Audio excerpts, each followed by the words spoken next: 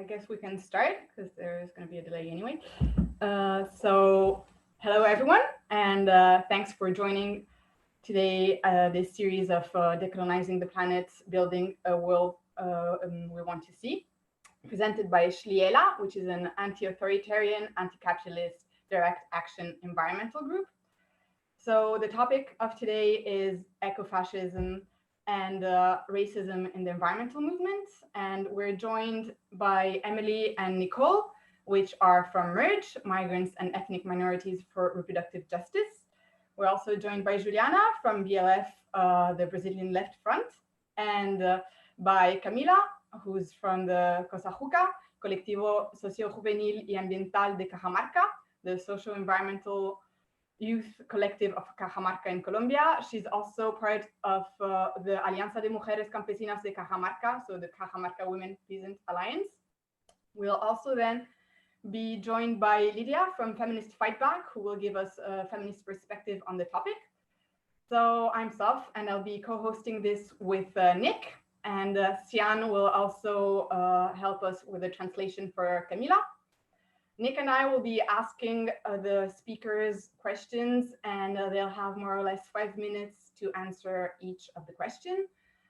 The viewers, so on YouTube, you can also submit your questions using the chat section of the live stream. And please have your questions in by 9 p.m. The moderator, there are also two moderators who will be selecting the questions and monitoring the content. So clearly any disrespectful, racist, or threatening or anything of the sort content will be deleted. So just be sound. In order to accommodate time for translation, probably this webinar will be a little bit longer than the previous ones, and we hope you'll stick around.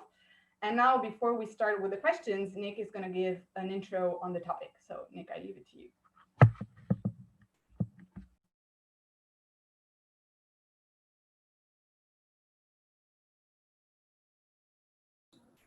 Thanks, Soph. So I think the best way to start this is I'm going to provide a little bit of background and some info on ecofascism.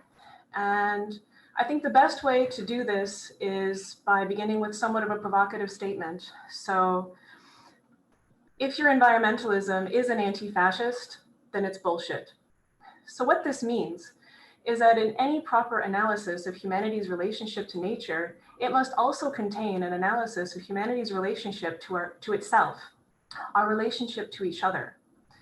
Economic and social oppression of people of color, queer folk, travelers, disabled people, and the working class in general is mirrored in the oppression and exploitation of the land, forests, and the air.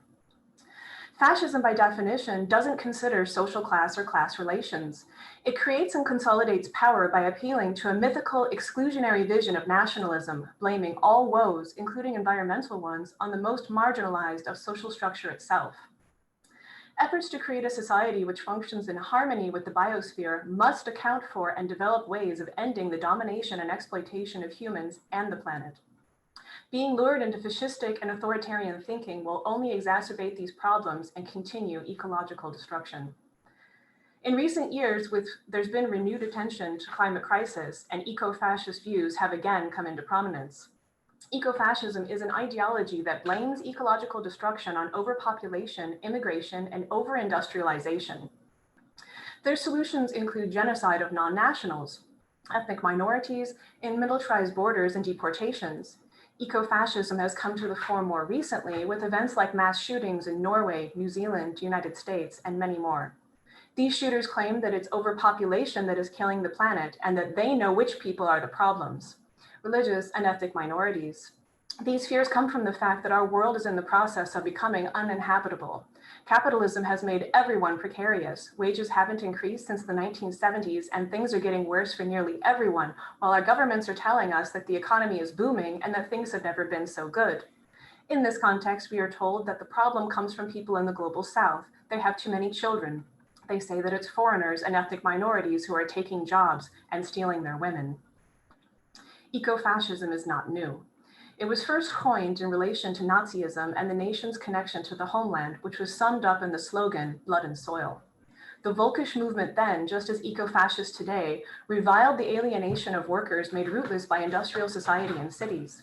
But rather than pointing to the social structures based on hierarchy and class, they blamed people who had been othered because of their race, ethnicity, class, and decided that somehow killing all of those others would get rid of all of the social and ecological problems caused by capitalism. Their connection to the land was firmly based in race, who belonged to the land and who the land belonged to. This focus on the land is deeply rooted in colonialism and white supremacy. The colonial logic of going to another place, displacing, murdering, and enslaving people for enrichment and power was woven into the first ecology and conservation movements. It is the idea that the world belongs to certain people because they are inherently superior. It was the logic behind Darwin's travels. Many naturalists love to quote Henry David Thoreau, yet Thoreau himself viewed the displacement of indigenous Americans as natural and as a way to redeem the land. He thought that the colonists could become more indigenous than the indigenous peoples themselves because the colonists had higher faculties, sensibilities, and education to truly appreciate the land. Modern ecology and eugenics, which is racist pseudoscience, rose side by side. The conservation movement is predicated on the erosion of indigenous rights, land grabbing, and white supremacy. They believed that land needed to be preserved for the proper stewards who were rich, white, and civilized. It is not surprising that immigration control was and still is a part of many environmental movements.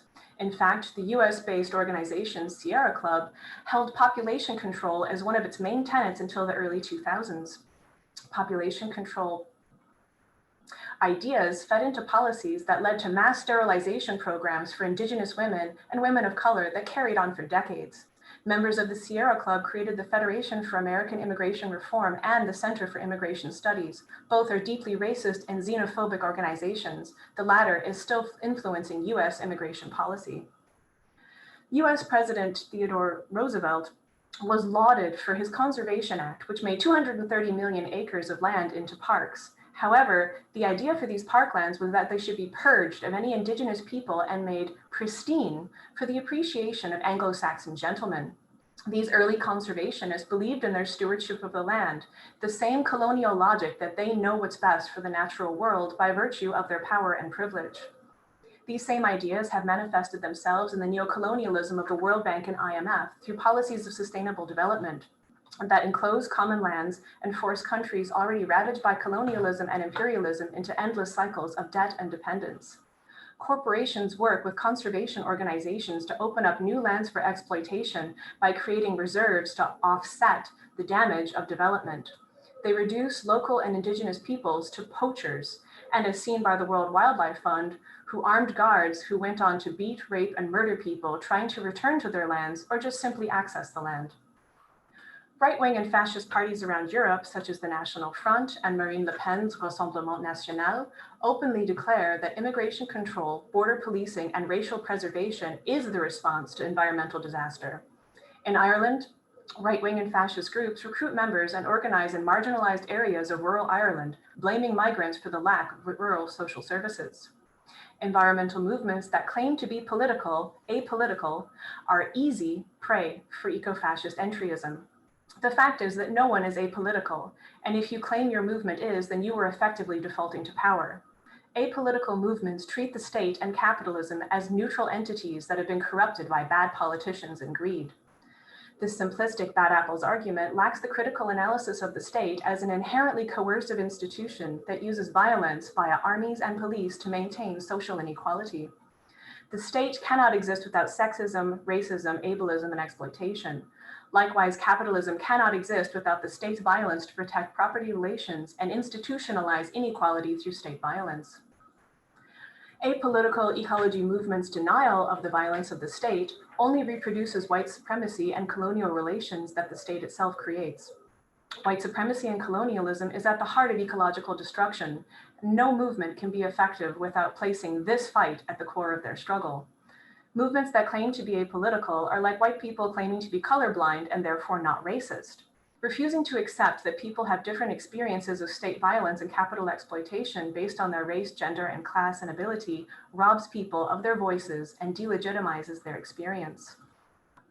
Apolitical stances mistake privileged standpoints for objectivity, and it is common for popular and respected institutions and figures to uncritically naturalize capitalism and the state. And this is where those same Malthusian arguments concerning overpopulation and mass migration come into play. We hear it repeated by ecology figureheads like David Attenborough, who spent most of his career documenting the natural world and bearing witness to its destruction, all without ever saying the word capitalism. No mention of consumption or distribution, only that there are too many people. Malthus was wrong, and so was Attenborough. We see similar obsessions with overpopulation in deep ecology and rewilding movements. Unfortunately, these movements often see humans as something hostile and dangerous to wilderness. For example, the founder of Rewilding Europe presents his start in nature conservation as getting involved in family planning in Africa. The founder of Earth First supported the famine in Africa as a means of population control, while other Earth First members celebrated AIDS in Africa, again, as population control. Earth First have since disavowed these claims. Deep Green Resistance is another group who see a massive die-off as inevitable. While not actively pushing for genocide, they accept that many people will die. Their founder has been unapologetically transphobic, and transphobia and ableism are features of their anti-industrial primitivist ideology. Again, this idea of some of us not belonging in the world to come. So if you need modern medical interventions, the planet needs you to die. To be fair, some currents in deep green resistance are now trying to be more trans-inclusive. In France, we see the collapsology movement telling people to build their own organic gardens and wait for the state to collapse under ecological catastrophe. No mind given to who has access to land and who a collapsing state will fall upon the hardest. More recently, we've seen the rise of Extinction Rebellion, who in their declaration of rebellion list mass migration as one of the catastrophes that should motivate people to act now. XR have displayed a shocking lack of awareness in their complicity in promoting white supremacy, xenophobia, and classism. While there may be branches who reject these currents, the fact of being a decidedly apolitical group means their mass movement is white, settled, and middle class. Make no mistake, the far right and openly fascist tendencies are actively trying to infiltrate these apolitical green movements, which can easily accommodate fascism with no contradictions. Without an analysis of existing power structures, they are ripe for co-optation. Neo-Nazi groups have been found recruiting in organic farmers markets, agriculture and farming, as well as vegan movements, specifically those targeting halal butchering. In Italy, we see fascist Casa Pound has an ecological branch aiming to ban fur and oppose intensive farming. And it is in this context that we are here to listen to the voices of people who are the most affected by ecological destruction. The rise of global fascism and white supremacy thriving within so many environmental movements. I'm excited to hear what they have to say.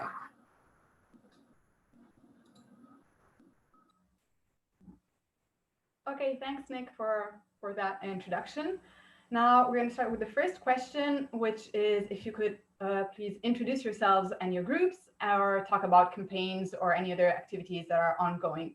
So we might start with Emily and or Nicole from MERJ. Nicole, you go.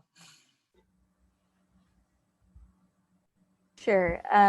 So we're members of MERJ, that's Migrants and Ethnic Minorities for Reproductive Justice. We're a bunch of migrants, ethnic minorities, women, non-binary and trans people in Ireland. And what we do in terms of reproductive justice and what it means is quite broad, and that includes everything that Nick has just talked about and how all those things affect reproductive rights in its kind of narrower sense in terms of access and things, but also how healthcare, housing, education, those things impact our lives as well.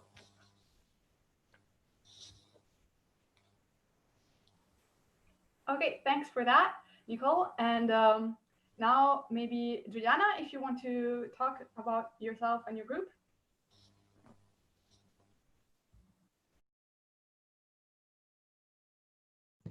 Yeah, I think I'm not mute anymore. So yeah, I'm Juliana from the Brazilian Left Front, and the group was created in Ireland in 2016 during the coup against the former president Dilma Rousseff. It was already look in this movement of the ascension of the far right in Brazil. So many of us got together to oppose this move that would facilitate some right-wing reforms and brought what we have now, that's a fascist in the government. So since then, we got involved with other groups in Ireland and start working with different issues like housing that affect us as migrants and low-income migrants a lot.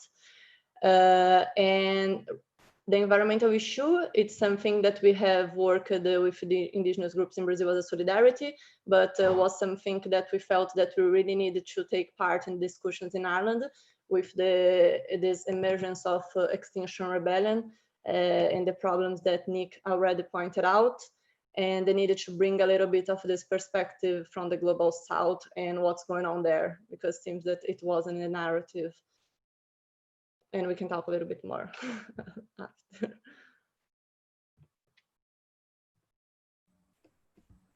Okay, thanks, Juliana. And now we'll go on to Camila. Entonces, Camila, si quieres hablar un poco de tu grupo, los grupos en los cuales estás involucrada y si hay campañas o actividades que están ocurriendo ahora.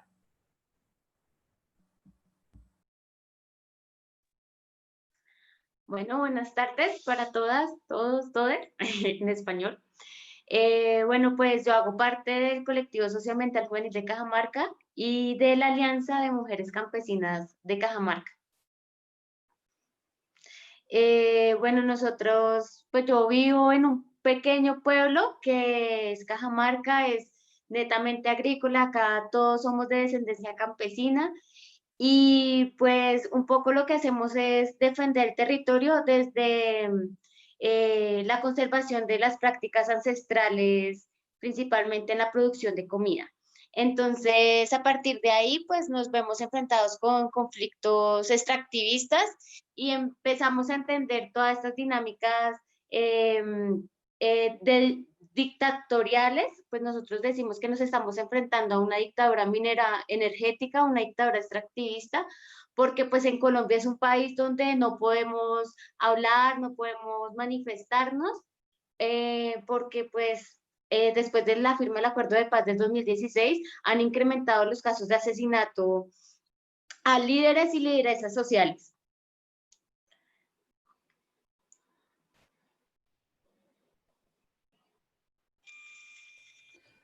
Okay, I'm Sian. I'm going to help with some of the interpretation for Camila. So Camila says, hello, everybody. I am part of the Socio-Environmental Youth Collective of Cajamarca and the Women's Campesina Collective. Campesino is like smallholder farmer. I live in a small town, Cajamarca in Colombia, which is an agricultural area. We're all descendants of campesino people. And we defend our territory by upholding our ancestral practices, principally by growing food. And we are facing a lot of extraction in our region, extractivism, and we understand it as, we call them like dictatorial dynamics, or the mining, as we call it in Colombia, the mining energetic locomotive. And it's very difficult for us to speak out or protest, because since after the peace process in 2016, the assassinations of social and indigenous leaders in Colombia have risen a lot.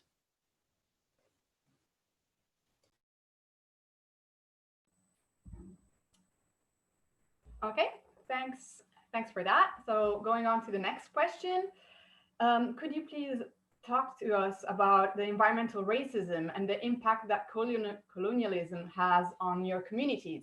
And the impact can be, for example, pollution or the siting of landfills or of the hydro dams, or even access to clean water, healthy food, or green spaces. So I guess we'll keep the same order if it's okay.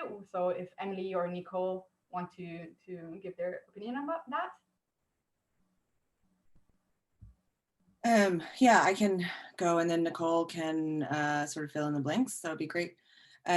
So basically, when we think of environmental justice and environmental racism, a lot of times we're thinking about ways that systemic racism sort of interacts with environmental justice. So especially in terms of housing, because housing is a huge issue for migrants in Ireland specifically, and not just migrants, also travelers.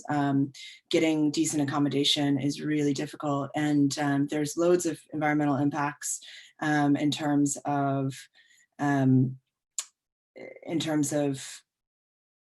health effects from essentially like slumlords, essentially from capitalism. And I think that we see this all over the West, not just in Ireland. So that's one way that we kind of address environmental racism throughout our work that we do all the time, right? So that it's not like, okay, today we're going to do environmental racism, and then tomorrow we're going to do like abortion rights, and then the next day we do this thing. It's, to us, it's all interconnected. Nicole, do you want to add to that? Yeah, I think it's like we can look at it in the Irish setting and how it disproportionately affects migrants and ethnic minorities, so especially the traveling community, and like health is a huge part of it. In terms of access to clean food, water, and you see that in other countries and societies as well, with food deserts and those kind of things, and education about what is good that we put into our bodies, those kind of things even. And on a larger scale, I think about like racism, colonialism, and how we deal with problems. And we come from like a very abolitionist standpoint, because I remember growing up and just seeing like all the images of China as a landfill, and how we, you know, tend to dump our problems somewhere else. And that's a very carceral way as well of thinking, right? Individualist, all that kind of stuff. And I know now a lot of the landfills are rejecting rubbish, and they're just offloading it again to Southeast Asian countries now. So it's just seeing how all these things are connected, and no one is like, we can't pick on a single issue because we're all affected by all these things to varying degrees, of course, but not to just focus on the individual, but like all those other things that are happening outside of us as well. Emily, did you want to? Yeah. Yeah, so the other thing, obviously something that we focus on a lot is migrations as migrants and ethnic minorities for reproductive justice. And we see a lot of people seeking asylum based on climate sort of disasters in the places that they're from. And, you know, when Extinction Rebellion talks about how we don't want mass migration, that's like a negative effect of climate change. Like, people don't want to have to leave their homes because of climate change either, but it's the way that then we work together, rather than, you know, seeing migrants as this kind of destructive, you know, ignorant, sort of plague on the West. So really challenging narratives around migration and racism generally within the larger movements.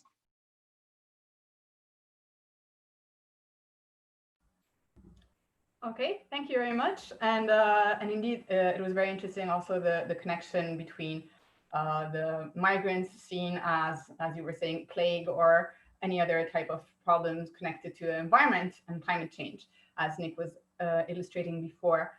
And also, as Nicole was saying, to have an intersectional kind of approach to problems. So not just environmental here and the social problems there, but all together.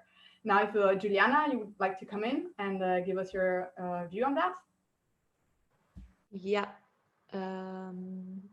Okay, so I wrote something to keep in the 4 minutes, because the impact on colonization and environmental racism in Brazil like it's so big, it can be taken from so many angles, because we have so many different racialized communities in Brazil. We have the quilombolas, we have that's the descendants of enslaved people that escaped and built these communities in the forests far away from these big farms that was exploiting their labor, the borders ultimately. The indigenous, we have the campesinos, as Camila referred to, these small landholders from the countryside, the rural areas, and also a group that's, I don't know the name in English, but I tried to find in Google. I think it's riverside communities, the communities that live along the river, so lives from the river. So we have all these groups that are somehow impacted by the environmental issues, mainly through the impact of agribusiness in the region. So I will start reading because I can go very far and it can become a little bit, I can lose the track. So my first, the first time that I saw this impact of the agribusiness was in 2012, when I went with a group in the Guarani Kaiowá community, Taquara, in Mato Grosso do Sul. So once we were there, we were able to see that the monoculture of soja was impacting the fauna and flora and the biodiversity in the region. The water of the river was polluted by the use of pesticides, and the monoculture of soy impacted biodiversity in the region, and what impacted the indigenous way of life, because everything they needed, they take from the nature. So they could not find plants or herbs that they traditionally use to produce their medicine, food, crafts, and paintings for their rituals. So even their cultural life, that's very interconnected, don't have this division as we have. But anyway, these specific rituals that they do were compromised because they didn't have the materials to be able to do it, because there is no biodiversity, it was all destroyed by this monoculture. So this is something that I could observe firsthand with this group that went there, from people from different groups and individuals, to bring back what we find, to bring awareness, but it is observed in many communities in different regions in Brazil. From the south to north anyway. And in 2014, talking specifically about environmental racism, because not necessarily this term it's applied, it's not so much used, but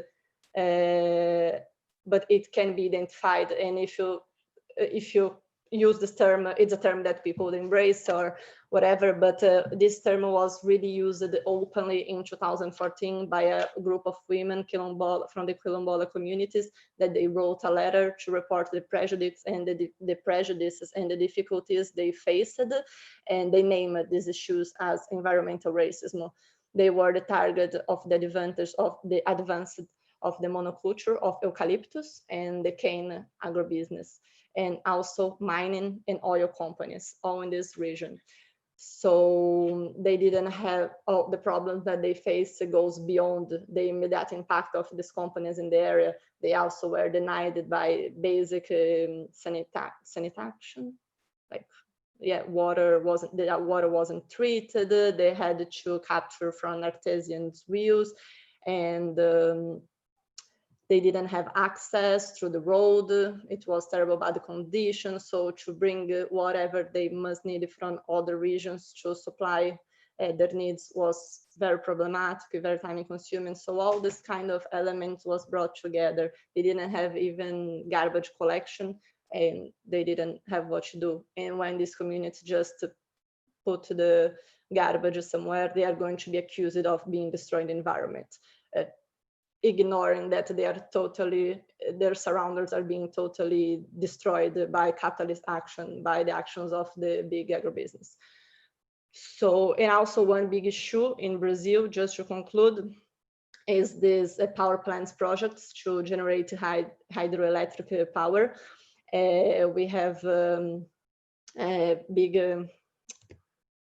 hydroelectric plants that was built in the recent years. We have the example of Giral and Sant Antonio plants that produced the greatest flood in history in 2014, destroying more than 50 communities along the Madeira River, which has led the traditional populations of the state of Acre, Pará, Rondônia to organize themselves to resist such projects. In the face of the government policy that has transformed the rivers of the Amazon into energy production machines. And after it came Belo Monte, that I think was an international case, very problematic as well. And that led to, in 2016, the indigenous people, Juruna, to say that it was the year of the end of the world, because it was, their lands were all flooded, the people had the community had to move away, the community got divided because the river changed its course.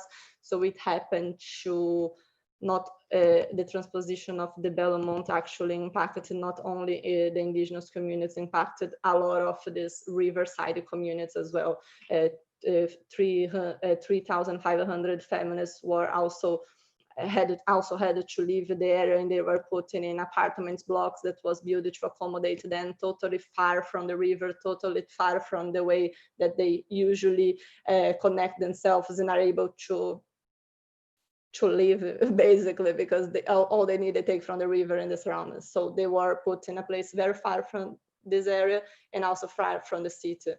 So the problem was just hidden away, and the Belo Monte happened, and it has been criticized, but it happened, and it's for sure a massive case of environmental racism. Okay, thank you very much. And it's also very interesting that you point out the Belo Monte example as hydroelectric power sometimes is considered a green solution, but it doesn't often consider all the social impacts that such large projects can have. And now we'll ask the same question to Camila.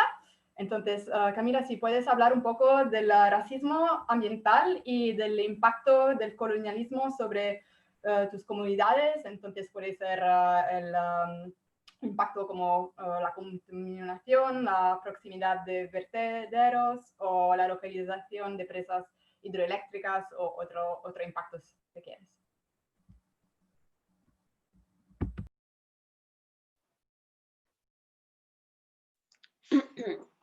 Bueno, pues digamos que en nuestro caso, no sé si todas tengan conocimiento, nosotros hace 3 años realizamos un proceso constitucional basados en los derechos que nos otorga la ley y la Constitución de Colombia, y es que realizamos una consulta popular que es un mecanismo democrático donde los campesinos, las campesinas, bueno, la ciudadanía en general sale a decidir por su territorio. En este caso, pues, se hizo esta consulta y se decidió que no queremos proyectos mineros en el territorio.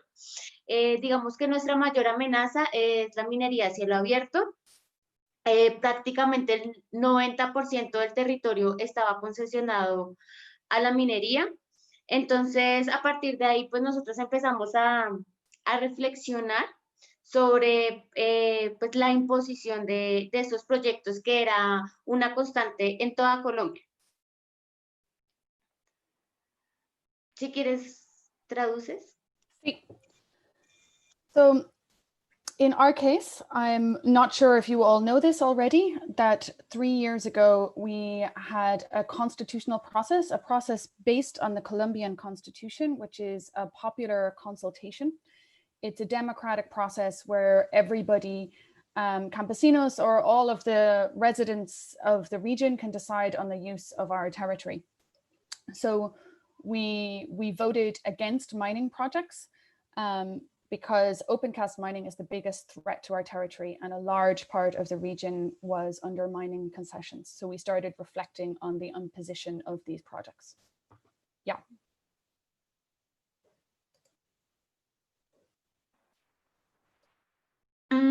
Bueno, y entonces, digamos que como tal en nuestro pueblo donde yo estoy, fue como como un hito histórico donde muchos otros pueblos indígenas, campesinos, afrodescendientes, pero también comunidades urbanas empezaron a manifestar como todo este rechazo pues a estos proyectos extractivos, no solo minería, sino también de hidroeléctricas, también incluso algunos estaban pensando consultas populares sobre agronegocios.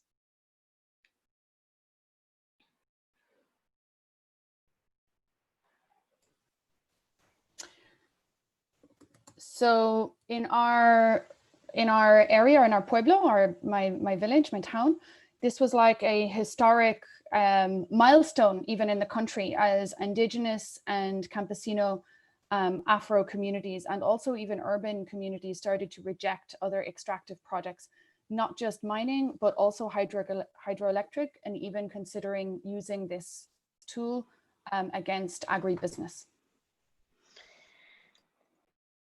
Bueno, y a partir de ahí, digamos que se fue consolidando un gran proceso nacional, un movimiento incluso pensado en el tema ambiental con todas estas problemáticas, y empezamos a ver que la mayoría de estas dificultades o de estas, de los impactos de estos megaproyectos, pues principalmente están dirigidos a poblaciones campesinas, rurales indígenas y rurales afrocolombianas.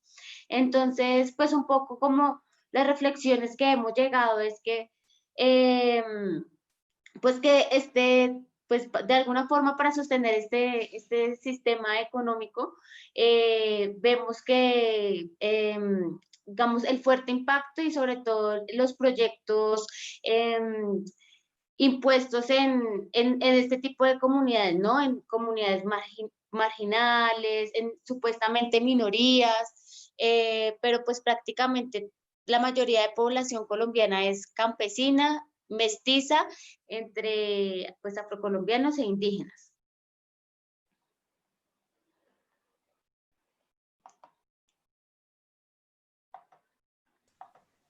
So after that popular consultation, there was kind of a national process of thinking about these environmental problems and around these difficulties of these impacts of mega projects that are mostly affecting rural, Afro-descendant and campesino and indigenous communities. And our reflection was that in order to sustain this economic system, these marginalized communities are carrying the impacts of these projects. And most of Colombia, most of the population are mestizo, Afro, indigenous and campesino.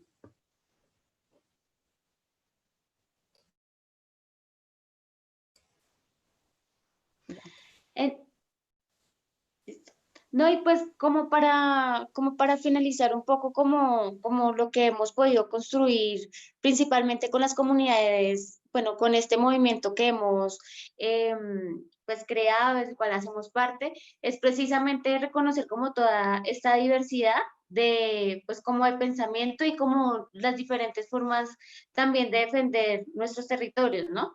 Entonces, digamos que ha sido un gran reto porque son muchas las problemáticas medioambientales, son muchas, digamos, las características de las poblaciones, son muchas también las ideas que surgen a partir pues, de unir esfuerzos, de crear este tipo de redes. Entonces, digamos que nosotros siempre como que tratamos de que digamos, de convertir como todas estas problemáticas en posibilidades para poder precisamente frenar estas imposiciones y estos proyectos extractivistas.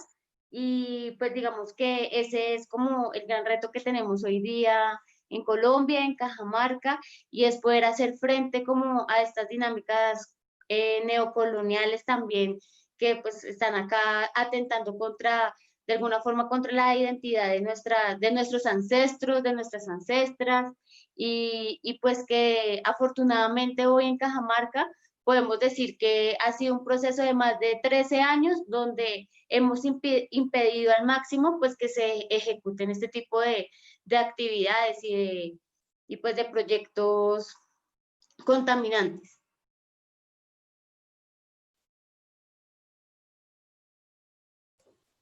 Gracias.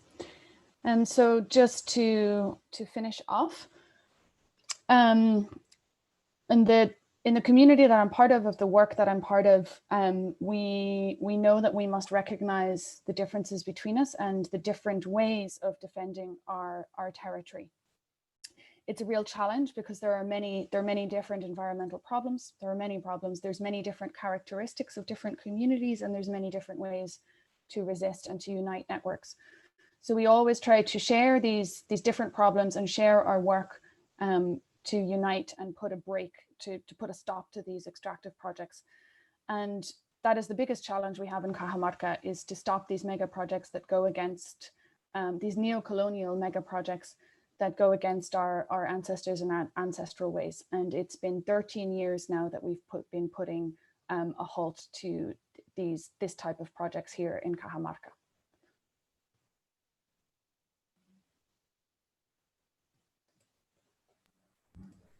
Okay, thank you very much on that. And so now going to the next question, if we consider that many of the white middle-class environmental groups propose an authoritarian answer from the states to solve the climate change crisis, what, in your view, are the problems that such a solution could entail? And also, what are the alternatives that you see coming from marginalized communities? So again, if Emily or Nicole, you want to start? Yeah, so I think we are not fans of the state. As Nicole said, we're abolitionists. So we don't place any of our faith in the state as sort of propping up as a neoliberal project for capitalism, as any kind of solution.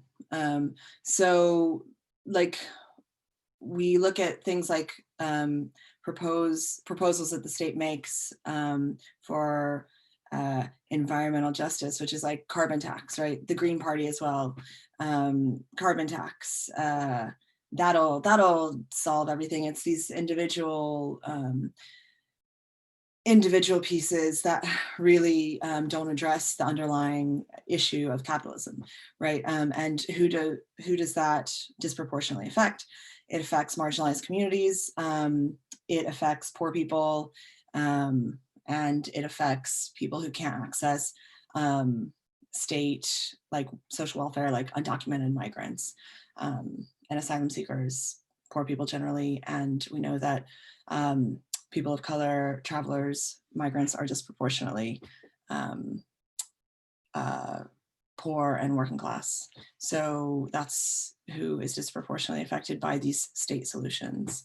Nicole, do you want to add to that? Yeah, I just want to say, especially in the Irish context, and how like water has been such a, you know, huge thing here.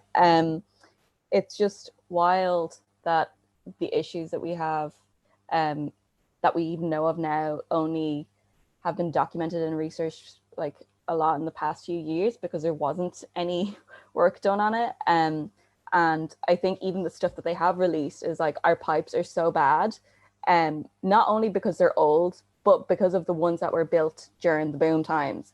And it's like, those were state, not even sanctioned and like encouraged. So I think if we want to look at solutions, we can't expect people who have been profiting off of it and benefiting from it to give us reforms that don't actually create any meaningful change. When they've created the mess in the first place, anything that we do see from them doesn't actually challenge or disrupt the power imbalances or chip away at the structures. So yeah, I think it was something like 43% of the water is lost in our pipes, which is like, that's from last year. And their solution is like trying to fix those, but like it's a bigger problem than just fixing those. It's like, how come we haven't even looked at the old ones before? Why was it that, you know, we let these terrible materials be building our pipes? But that's not just like a water pipe thing, it's a housing thing. Like, why are people in terrible living conditions? And those materials aren't, you know, great for the environment either, the air we're breathing, all those things. So yeah.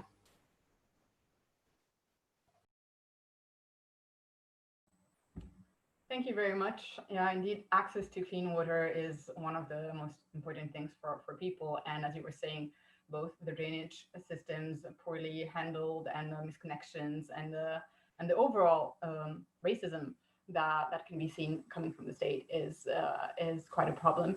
Now, Juliana, would you like to give us your view on that now?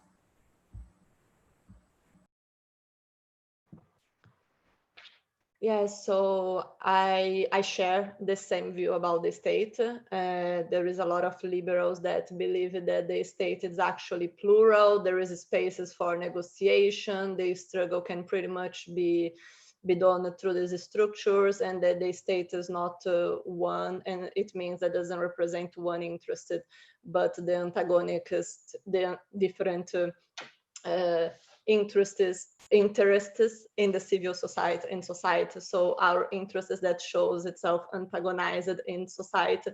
The state is there to manage it, but no, the state is there to manage the capitalist interested and to manage us to be able to introduce what's necessary for capital accumulation. So that's pretty much my view. I could, as a Marxist, I could say that the state's pretty much the committee of the bourgeois, but I would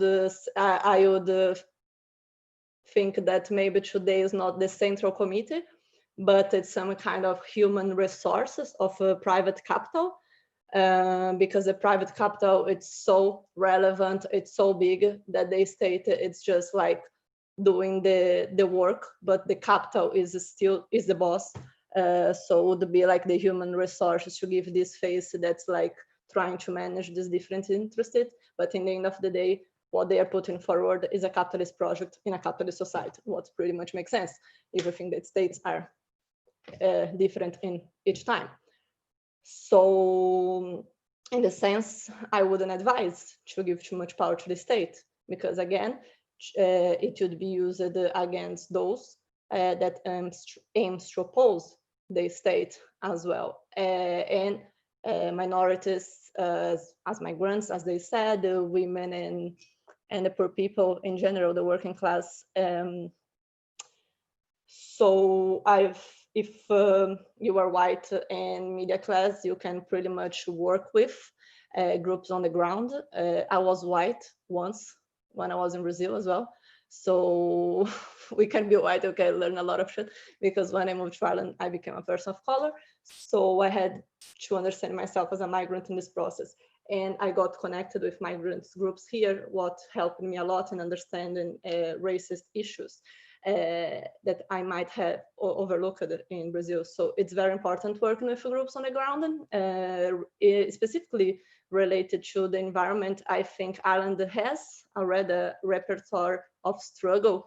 If you think about the campaign against Shell that took years and people won, so would be good these groups that just arrived, for example, Extinction Rebellion, again connected with these people who had this repertoire of struggle to share, and with the migrants here, of course, small farmers, but they are already connected with, so like more migrants to avoid this kind of narrative that we are like walking problems and it's going to be really something to contain, because it won't contain climate change, the fact that we come here, because the climate change is already being provoked by the north, it's just been suffered by those on the south. And just a matter of time that you affected them, because there is already, yeah.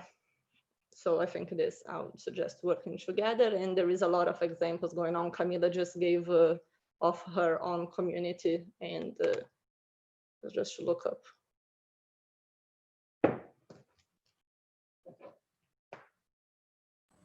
That's it. Okay, thank you very much. It was indeed very, very interesting. And now, Camila, la pregunta es que, considerando que muchos movimientos ambientalistas de clase medio blanca proponen una respuesta autoritaria de los estados para resolver la crisis climática, ¿cuáles son los problemas que ves en este tipo de solución y cuáles son las soluciones alternativas que las comunidades marginales están proponiendo?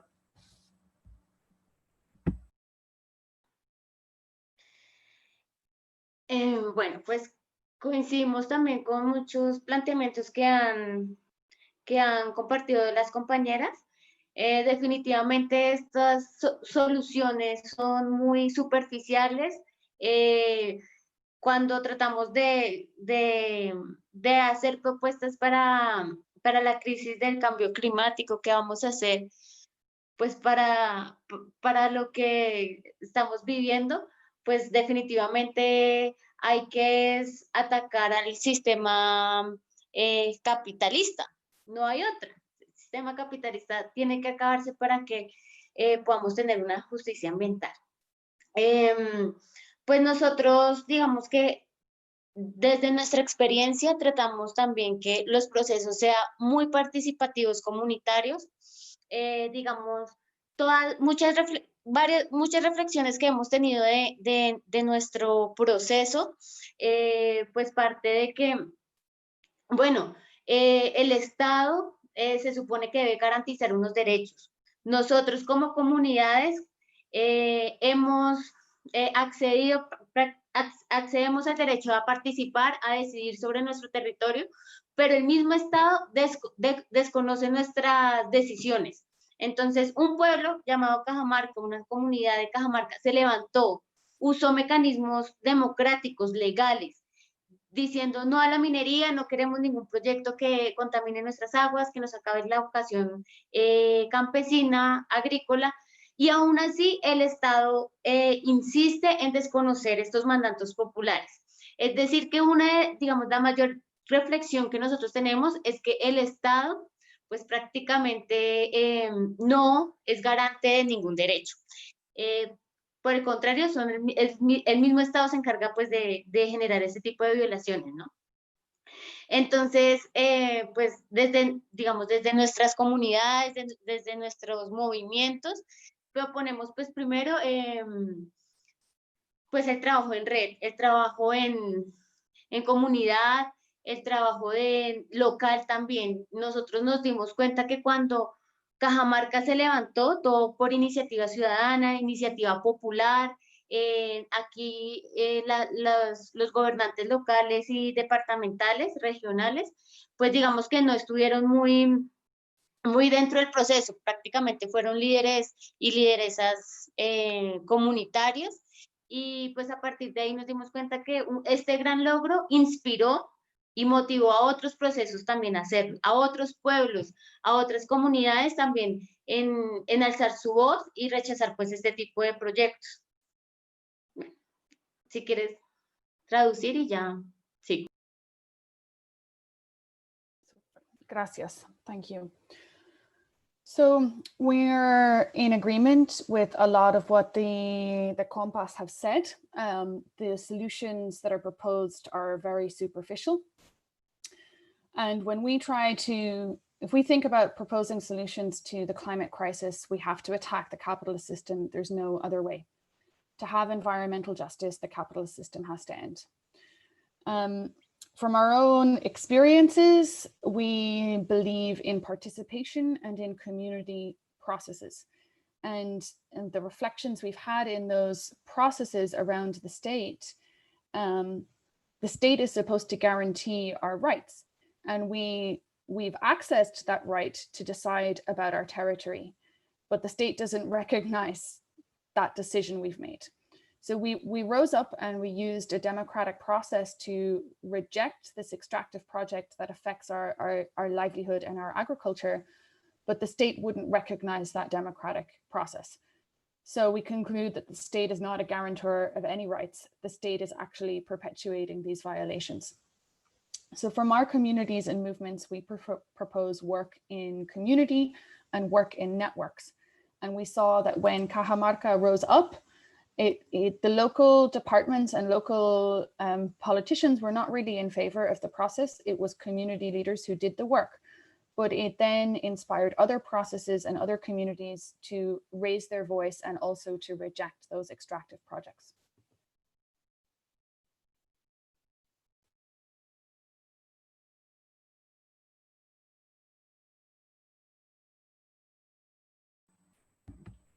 Okay. Okay, thank you for that. And I don't know, Camila, ¿querías añadir algo más o está bien?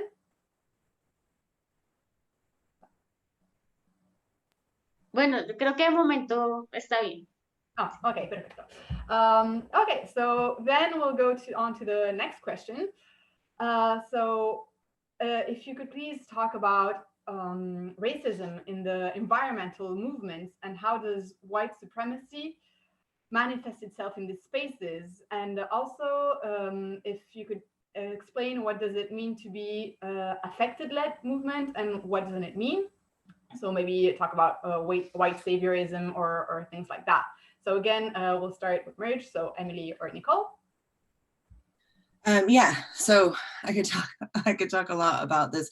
I think there is white supremacy and white saviorism in sort of all our movements in Ireland on the left that needs to be addressed and is often unaddressed because we think, oh, well, we're on the left, so we're not racist, right? And so in the environmental movement, there is really overt racism in terms of narrative structures around who is causing the problem, right? As Nick talked at length about. But then there's more kind of like subtle racism and specifically white supremacy, white settled supremacy that happens. And it's really insidious because it seems like, oh, but we're very nice and we're decolonizing and whatever, but it's kind of just a not listening fundamentally to people who are most affected. And when people do raise concerns about racism, they're shot down immediately. And so minority voices are often silenced, and that is part of white supremacy. The other part is like, well, you know, that might be happening over there, but we know best about what's happening over here. And it's very subtle, but that contributes to a culture of white supremacy and the silencing of marginalized voices, especially people who are most affected and don't have necessarily the resources, including not just like capital, but also including like human resources of having their families or friends or things like this to kind of rely on in these situations.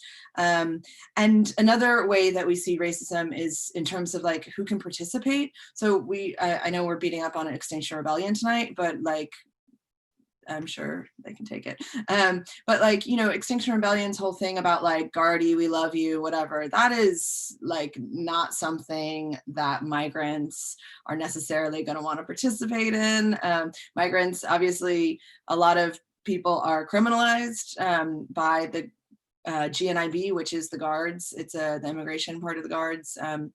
The other things about like, you know, getting arrested as a tactic, that's fine, except who are your targets. But like, I know for a fact that when it was suggested to them during a legal observer and know your rights training that some people should maybe think about like the tactics in terms of like the most vulnerable people, because like, you know, migrants might not want to get arrested because they could be deported.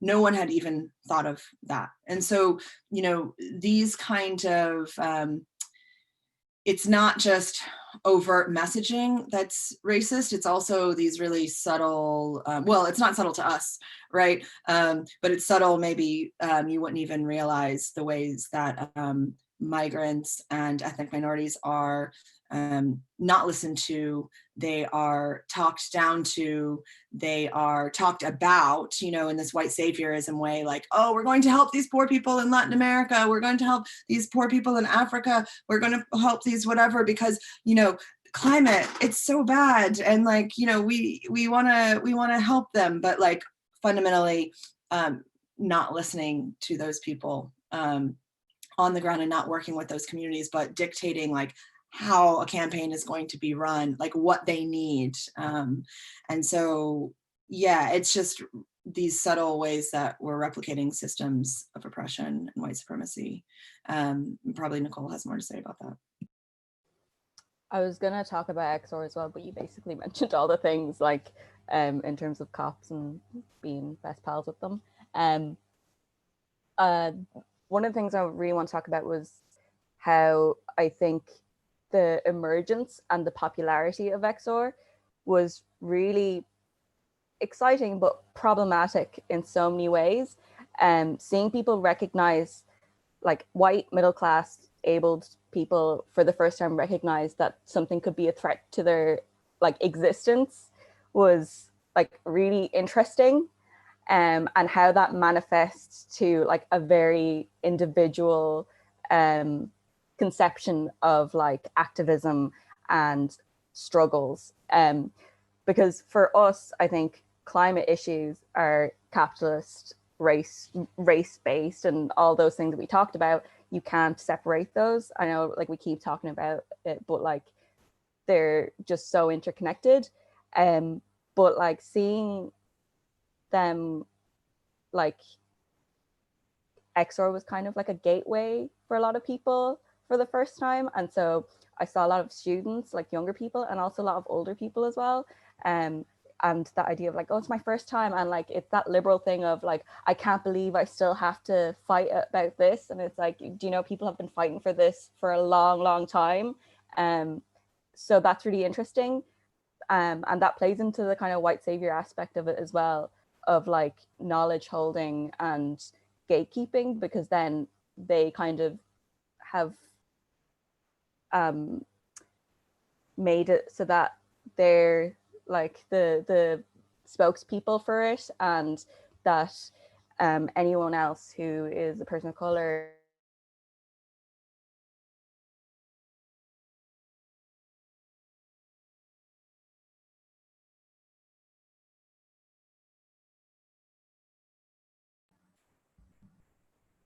I think we lost Nicole. Maybe we can go back so she can finish her intervention when she connects again.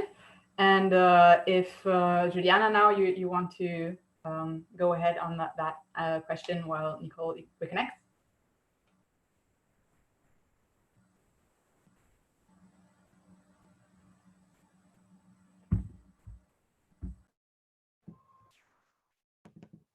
No, in my case, in our case, as BLF, the one thing that was an example of white supremacy, because white supremacy, it's not necessarily like it's in the structure of the society. So not necessarily the person's being racist because one is not having this kind of behavior of setting aside someone intentionally. It is pretty much the fact that you don't see any black body in the room, and you don't question and you don't think about why your politics are not including a more diverse audience and this kind of things. So, but one aspect of it for us was when people are framing the problems in the future tense. So they were saying, climate change will, climate change would, climate change will. And I was like, but guys, this has already happened. In 2018, 3 islands from the global south, the global south disappeared. One in Hawaii, in Pacific, anyway, like 3 islands just disappear. People are living there. What more? Like we have loads of floodings. We have loads of in Puerto Rico. Many cases happening in El Salvador, that even Trump cut the support to these communities that are directly affected by climate change. So this is one of the issues that people didn't realize it, they didn't do intentionally, but they couldn't see that it was already happened, and many people are already feeling this, and for years. And it's very, so one of the things that could be done, because I saw in the chat that it's pretty much fascist there, but there is also people making genuine questions. And one of theirs, like how a group that is mainly white can address this issue of white supremacy and racism in the movement. and it would be pretty much working together with other groups and pretty much inform and study as well, not only waiting that these groups are going to telling them. Like pretty much white people can do it, because Naomi Klein, in this book of her on fire, she's reported many of these cases that happen in the global south. So we are able to go through this together, because we are going to need to sort this thing together as anti-capitalists, if we understand ourselves as anti-capitalists. That's the main issue. So if you still claim to be apolitical,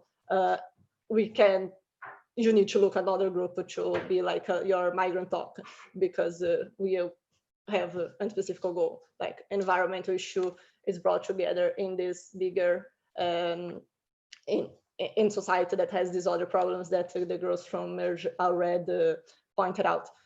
So yeah, so I think pretty much working together and not just going to the events. And after the speakers, we had this experience with Black women from Brazil. We organized an event and they were reporting racism in Ireland, and a person from one environmental group, one of their leaders, asked, but you know, Irish people, they don't intend, it's just their way of being. And I was thinking like, yes, their way of being in a racist society. That's what we're trying to talk. So if you go just to trying to deny all the other thing the person's reporting to you, it's not pretty much a point. But if you're like trying to build from it, you don't need to believe everything everybody's telling to you, but you can also look like statistics are like looking. Yeah, I think science is always a good friend. We shouldn't deny science. Not that science also is neutral, but there is kind of there is a work that you can do yourself as well.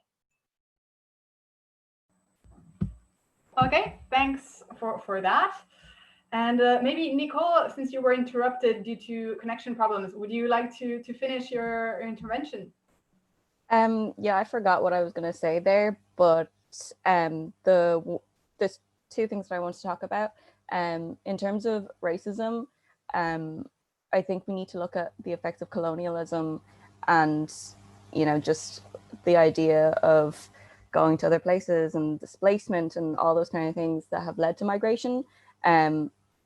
They've made environments unlivable, and like that's from war, extraction of oil, natural resources, and it's left communities, like, you know, everyone has talked about, with lack of resources, supports, and lots of destruction, displacement. So it's really important to kind of think about the individual and the structural things. And the other thing in terms of like actually organizing and the pitfalls and what effective led means, it doesn't mean representational politics of having like a person of color talking about it and doing your bidding, and, you know, being a mouthpiece. Like having an individual career advance, you know, in this isn't about like collective liberation if they are capitalist, and, you know, like it doesn't do anything to build community or do anything that we actually want. It just replicates power. And yeah, I think effective led for us like is more than just like having the one token in the room or whatever. It is about like, how can we build our own community and have like space for us to talk about things amongst ourselves and be able to like critically engage with each other. Yeah, that was really it. Okay, thanks. And yeah, you were right to point out that difference with the tokenism and then actually really being affected led. So now we'll move on to Camila. Entonces la pregunta es si puedes hablar del racismo que hay en los movimientos ambientales y cómo se manifiesta la supremacía blanca en estos espacios. Y sí, ya, eso.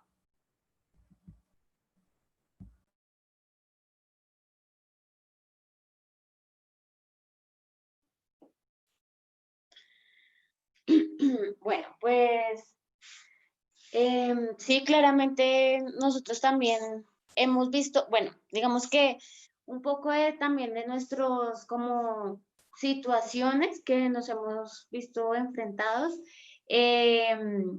Pues yo quisiera hacer como ejemplificar o contar a partir pues como de casos que hemos vivido, ¿no? Nosotros hemos tenido la oportunidad de estar en espacios de lobby, hemos estado en Inglaterra también, y un poco, pues personalmente, estuve con un compañero de Filipinas y estuvimos con unos compañeros ingleses, y definitivamente se siente como estos procesos, como cuando íbamos a hablar con algunas, bueno, a hacer lobby, cómo era que a nosotros, pues por ser países del sur y prácticamente no nos ponían la atención que requeríamos, ¿no? Pero cuando hablaban nuestros compañeros blancos, ingleses, ahí sí un poco, pues ponían un poco más de atención y sí como que estaban pendientes a lo que ellos decían. No, yo he reflexionado con algunas amigas, con algunos compañeros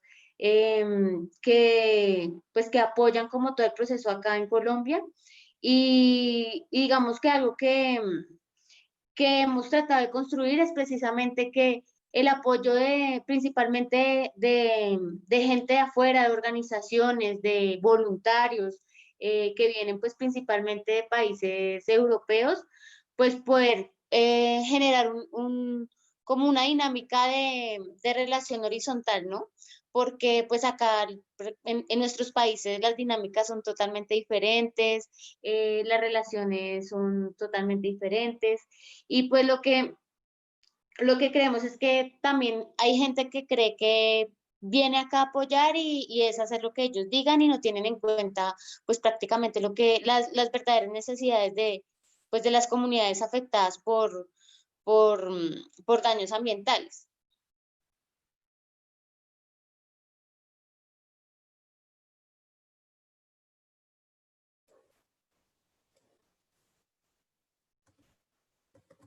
Sorry, just finishing my notes. So the issues we're talking about, it's been clear for us in some of the situations that we've dealt with, and I want to talk about, like, use as an example some of the cases or the situations that we've lived through. As a group, we've had the opportunity to be in some lobby or advocacy spaces. One of those was in England. And personally, I was there with a compa from the Philippines, but also people from England. And it's definitely possible to feel and notice in those processes, like when we were doing our advocacy work, how those of us from countries from the South, we didn't get the same level of attention, but when the English people spoke, they were much more attentive to what they were saying. So I've reflected with friends and compas about some of our work processes here in Colombia, and something that we've tried to build with the support that we get from groups from outside, like volunteers who come here, often from European countries, is we try to work with a real horizontal dynamic. Because in Colombia, the work dynamic is different and people come here to help, and they don't always take into account the real needs of people affected by environmental problems.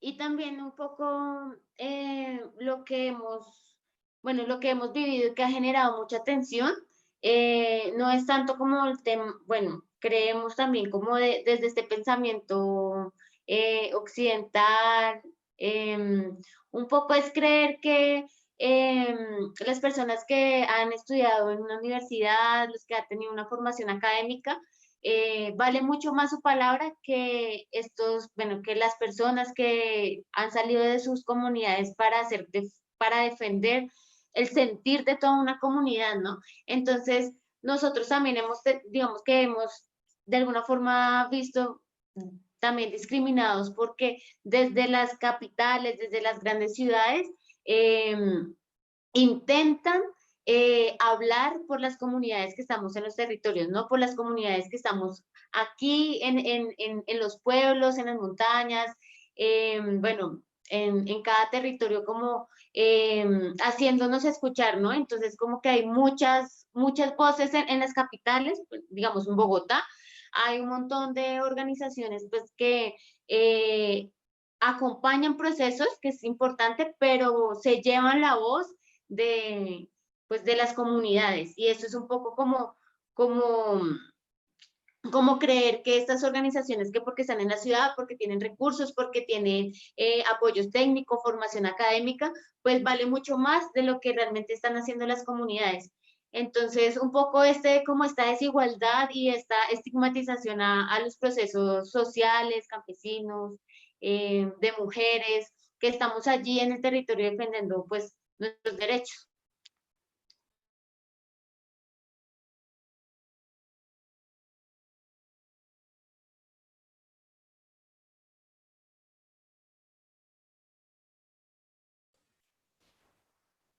So also, like the processes that we've lived through have generated they have generated much tension, and kind of in the Western thinking, it's like thinking that people who have studied in university or have had access to academic formation, like their word is worth more than the word of people who have come from their communities to defend their territories. So we've seen discrimination around that. And people in the cities and urban people try to speak on behalf of people in the territories. There's many voices in the cities, especially in Bogota, organizations that accompany our processes, which is important, but they take over or take our voices of coming from communities. They have resources, they have technology, they have academic formation, and it's like their voices or their work is worth more. So there's a real inequality there with campesino people, with women, and with people who are in the territories defending our rights.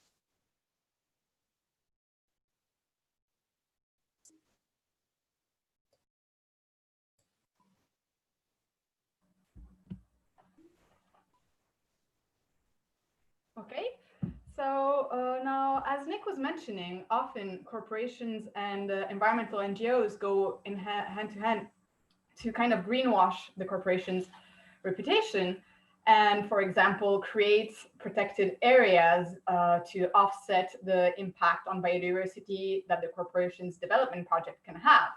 And this often can also entail kicking out local people or indigenous people who are living on those areas. Now, I was wondering if you've seen such type of approaches in the countries you are, and if you want to comment on that. Now, it was this question I thought mainly for Camila, but if somebody else also wants to jump in and give their opinion, would be actually very happy. So I don't know, Emily or Nicole, if you want to add something on that.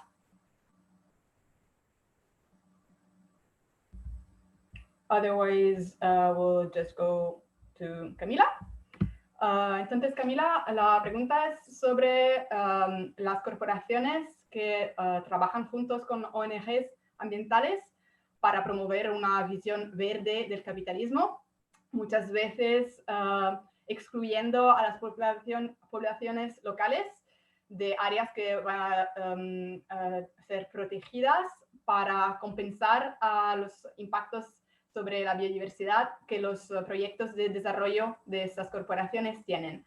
Entonces, mi pregunta era si viste este tipo de cosas que se pasaron en Colombia o no.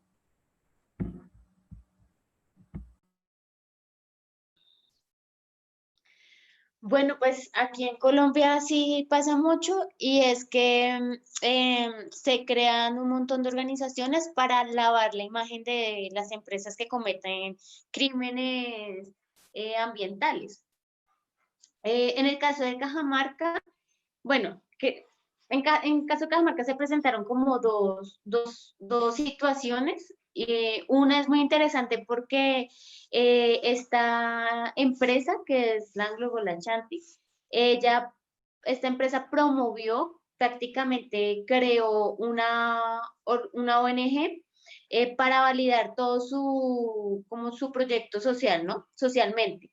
Entonces, pues su proyecto era de explotación de oro y lo que hacía esta organización era que estaban de acuerdo, o sea, lo que hacían era más que todo como buscar la viabilidad social o comunitaria para que la gente aceptara este proyecto.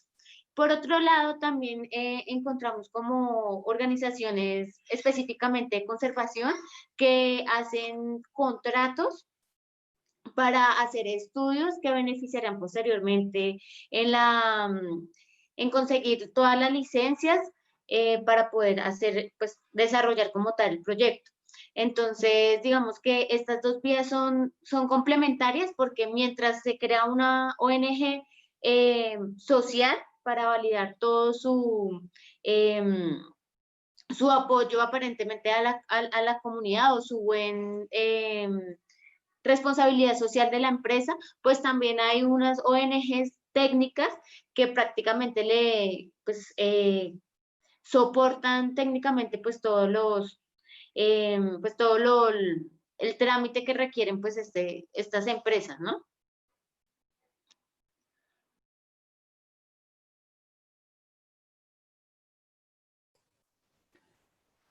So here in Colombia, what you're talking about does happen a lot, and many organizations are created to kind of wash the image of companies who commit environmental crimes. And in the case of Cajamarca, we had two situations. One was very interesting. The company Anglo Gold Ashanti created an NGO to validate itself, to validate the company, which wants to carry out a gold mining project. So the NGO was looking for like social viability to get people to accept this mining project. And then we also see that conservation organizations contract with companies to do the paperwork for their licenses to carry out the projects. So these two different things are they complement each other.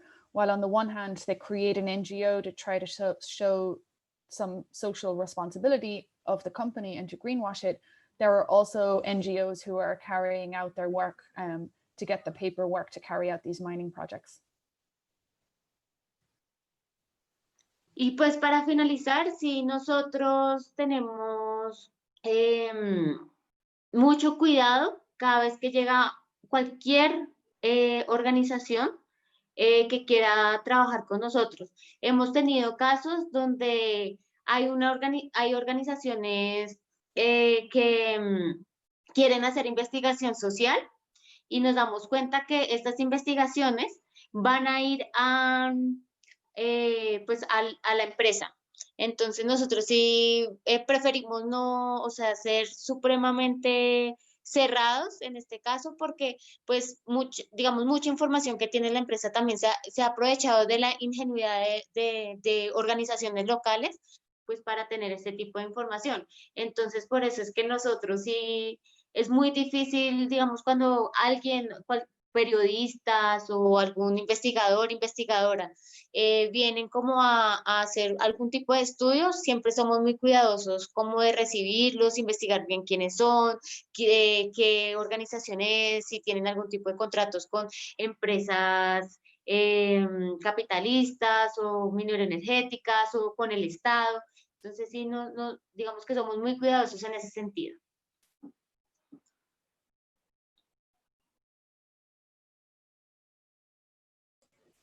So just to wrap up, to explain that we're very, very careful when an organization arrives in our area that wants to work with us, as we've had cases where organizations that want to do social, they come and they want to do social research, and then we realize that they're actually working for the company. So we prefer to remain closed and to be careful. These companies try to take advantage of any possible naivety of local organizations. So when researchers or journalists arrive to carry out studies, we're very careful and we look into who they are. Do they have contracts with any mining companies or with the state?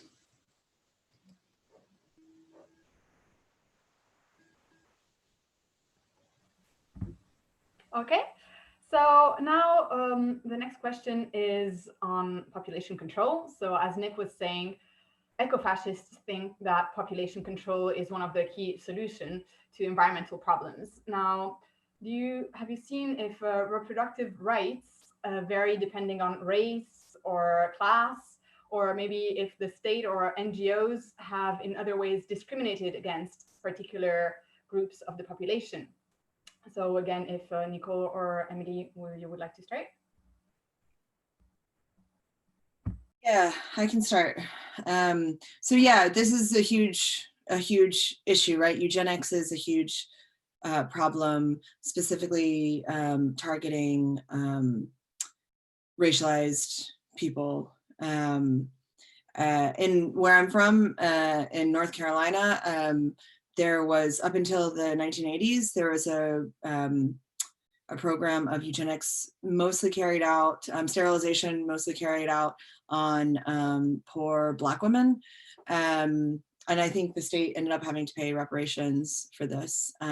It was state policy and never really talked about. I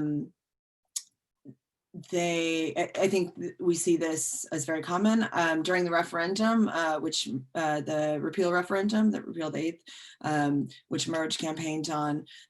Some people were calling for abortion based on socioeconomic grounds rather than just for health grounds. And MERJ, surprisingly to some people, MERJ, we oppose this because we understand that if you're saying that you shouldn't be able, or you shouldn't have to carry a pregnancy to term if you have, if you're poor, if you have socioeconomic problems, I guess, then the state can easily flip that around and say, well, if you're too poor, then you can't have children, right? And you must be sterilized. So I think this is a huge issue in our communities. We also know, yeah, absolutely, race plays a part in terms of reproductive justice, reproductive rights in the state. I mean, 40% of all maternal deaths in Ireland are migrant women. I think that is staggering by anyone's measure. We know that, again, like migrants and ethnic minorities, travelers, women of color, have a harder time in maternity services generally, and also accessing abortion services, et cetera, et cetera. One other thing that I would, again, just like to point out that, again, all these things have to be integrated together. And I think that as an abolitionist framework that we're kind of using in MERJ, and a reproductive justice framework allows us kind of to see these things, all of these things, as interconnected. You know, we don't see like eugenics specifically as an environmental justice issue. It's a reproductive justice issue. Reproductive justice also includes environmental justice, right? And climate justice. And it's not some like separate thing. And that's why I think that we need to all kind of be working together. And just really quick, I hope it doesn't get off topic too much, but a story that I often think about, like when I first started doing abolitionist work in the late 90s, early 2000s, in critical resistance, they would always tell the story about the kangaroo rat. Basically, this, as part of the California Prison Moratorium Project, people were trying to get, stop prisons from being built, essentially, because this was, you know, a fight against prisons, but also against racialized, like racial capitalism, you know. And so some research that they did to try and figure out like how to stop this prison getting built, it turns out that the land they wanted to build a prison on was the habitat of a kangaroo rat, and it was an endangered species.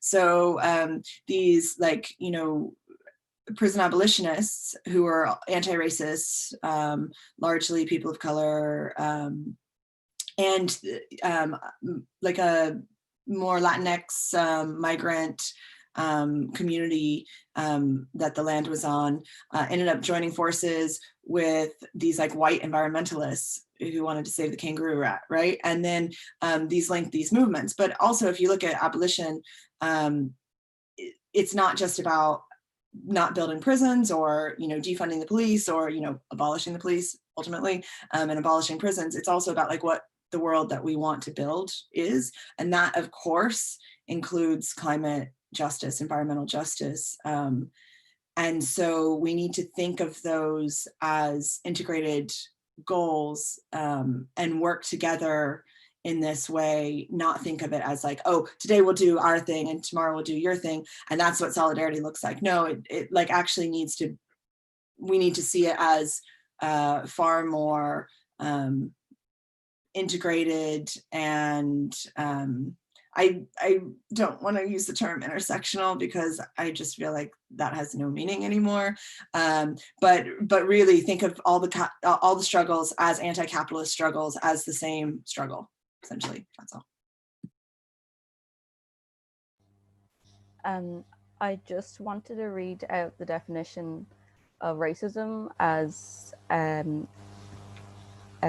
Ruth Wilson Gilmore has written in The Golden Gulag, which is actually about prisons in California. So she defines racism as the state-sanctioned and or extra-legal production and exploitation of group differentiated vulnerability to premature death.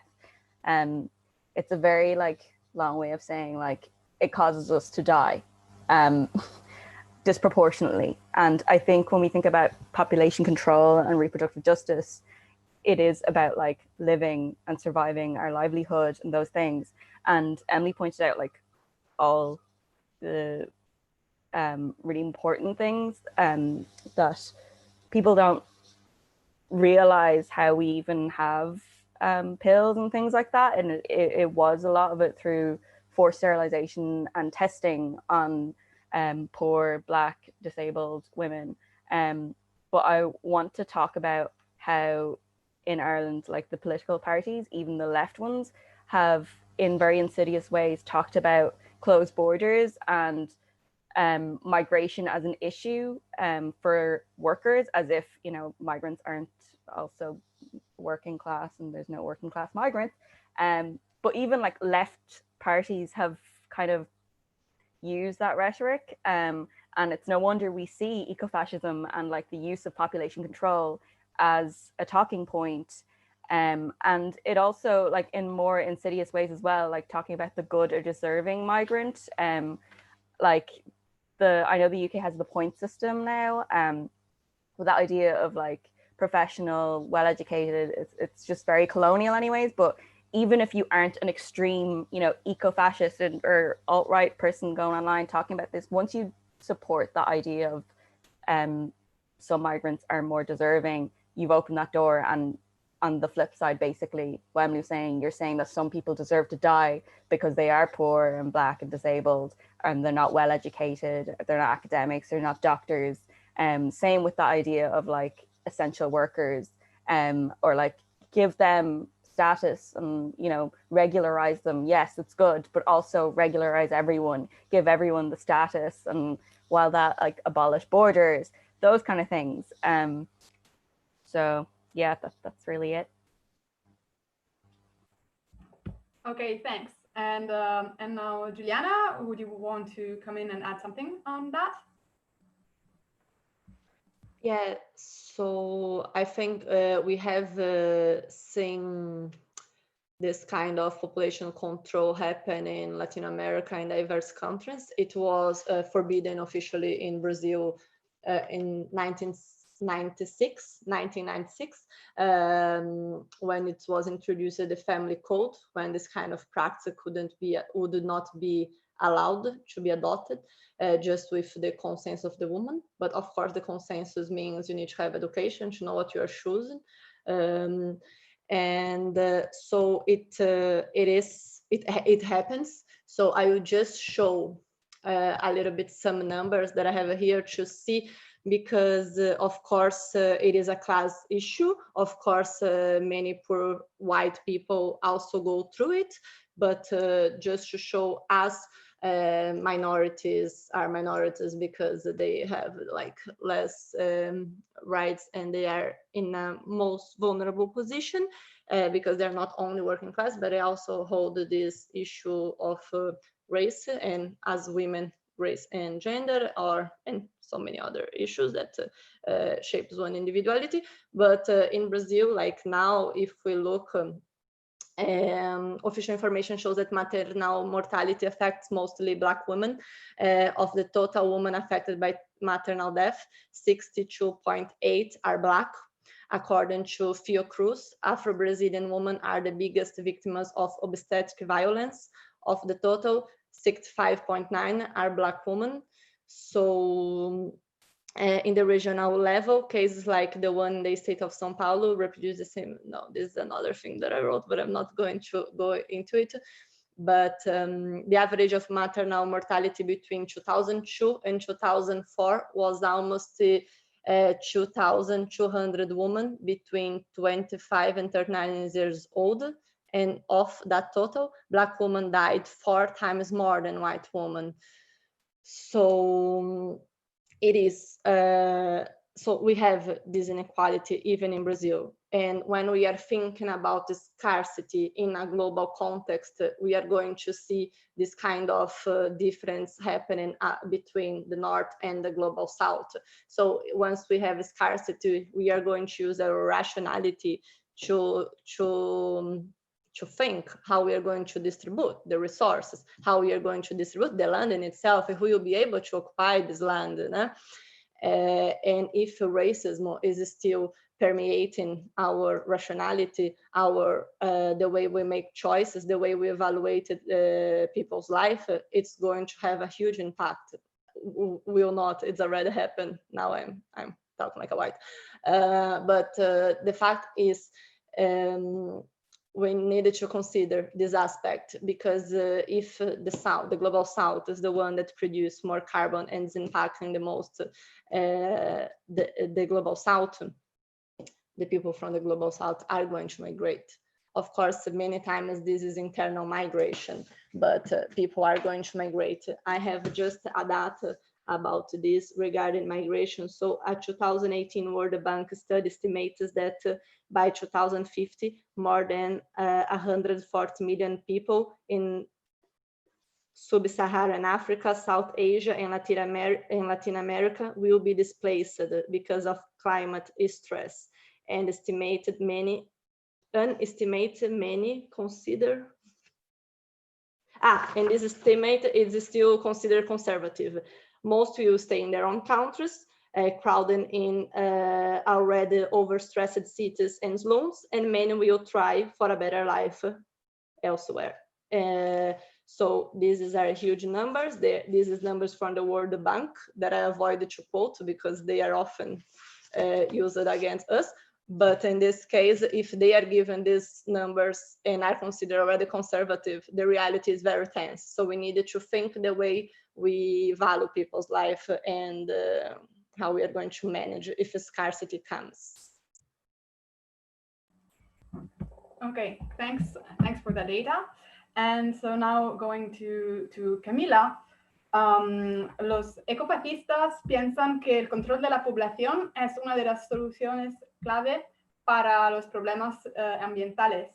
En tu país, ¿varían los derechos reproductivos en función de la raza o de la clase, o el Estado o las ONGs han discriminado de alguna manera a algunas partes de la población?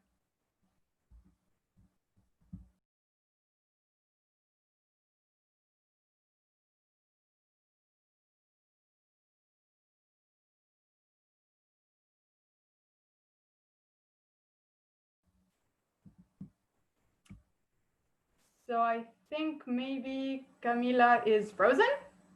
So then at this point, I'm going to introduce Lydia from Feminist Fightback. So Lydia, while we wait that Camila comes back, could you give us your point on the same question and talk to us, talk about the campaign that's going on right now on this?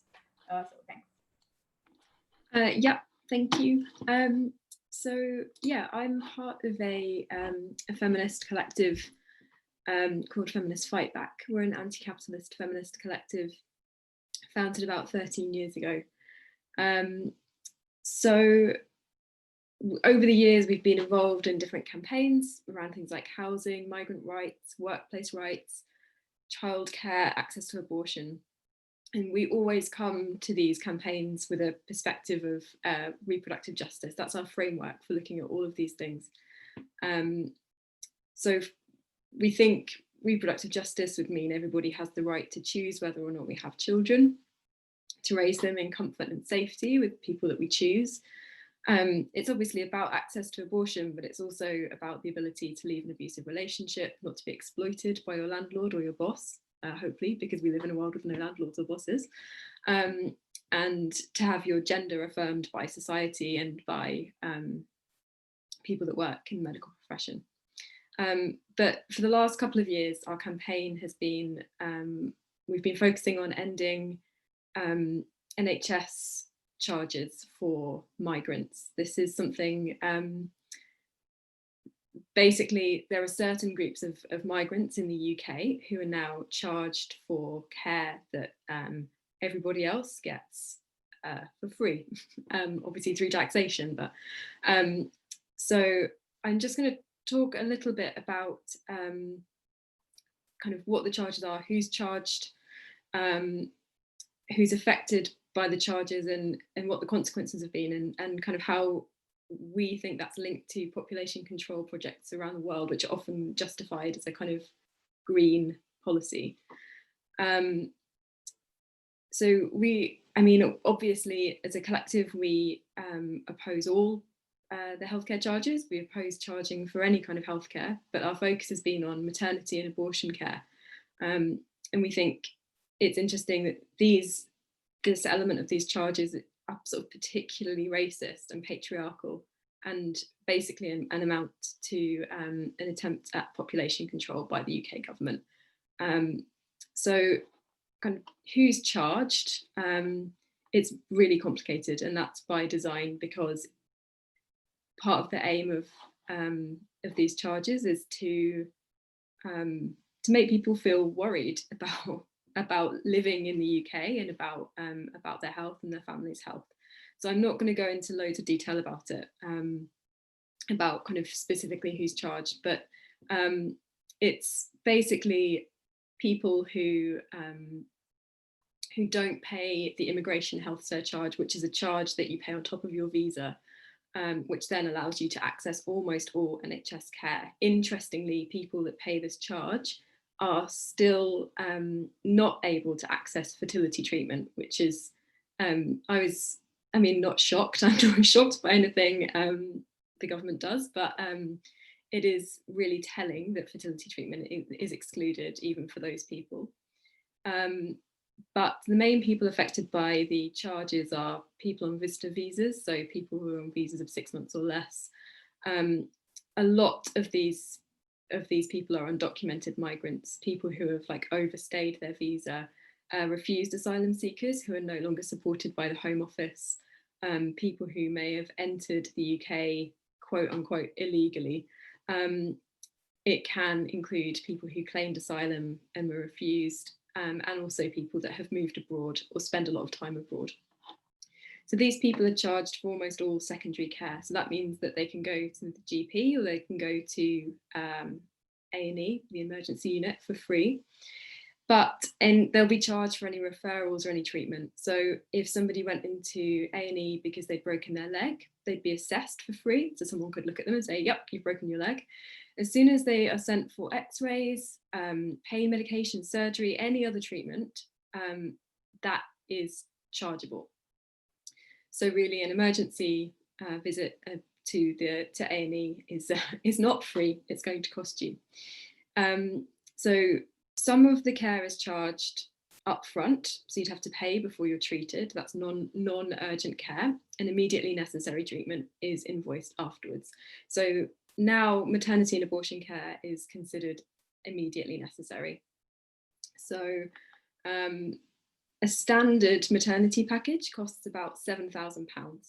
a surgical abortion is around £1,300. There's also an immigration sanction for people who receive care and have debts. So hospitals can report anyone who owes over £500 for 2 months to the Home Office, and then that can count against them when they make further immigration applications. And obviously, you know, if you're charged £7,000 for maternity care, £500 is a very small amount of that overall total. Many people are going to owe much more than £500. Obviously, we believe in free healthcare for everybody, but it's interesting that the NHS doesn't even apply charging according to its own rules. So many people for whom care should have been free, they should have been exempt, have nonetheless been charged. So that can include people who have been trafficked and have been injured or perhaps even become pregnant through trafficking. If they sought maternity or abortion care, they shouldn't be charged, but they have been charged. So this means for pregnant migrants that they have 3 choices. They have a huge bill for maternity care, a slightly smaller bill for an abortion, or not seeking any maternity care and giving birth alone. So there's no good option. The NHS passes the debt on to private debt collection agencies who hound migrants for money. And obviously giving birth alone, having had no care before or during the birth, can have, you know, potentially fatal health outcomes for the mother and the baby.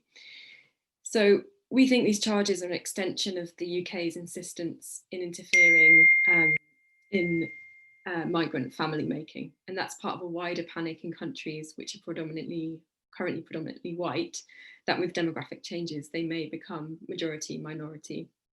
So we look at the US, you know, if you're a migrant family, you know, looking at the cages that children are kept in detention centres, you know, is that, looking at those, do you think, oh, I'm really excited and relaxed about starting a family? Probably not, when you think how that family could be abused and torn apart by the state. And this is the context in which calls for population control to stop climate change are being made. They're not new. Population control measures, including forced contraception and sterilisation, things like the one-child policy, and policies like the UK migrant healthcare charges, have always been excused by appeals to rational approaches to resource allocation. So have fewer children, you can afford to feed the ones you have. Have fewer children, so there are more resources to go around. And now it's have fewer children, so you're not placing a strain on the planet.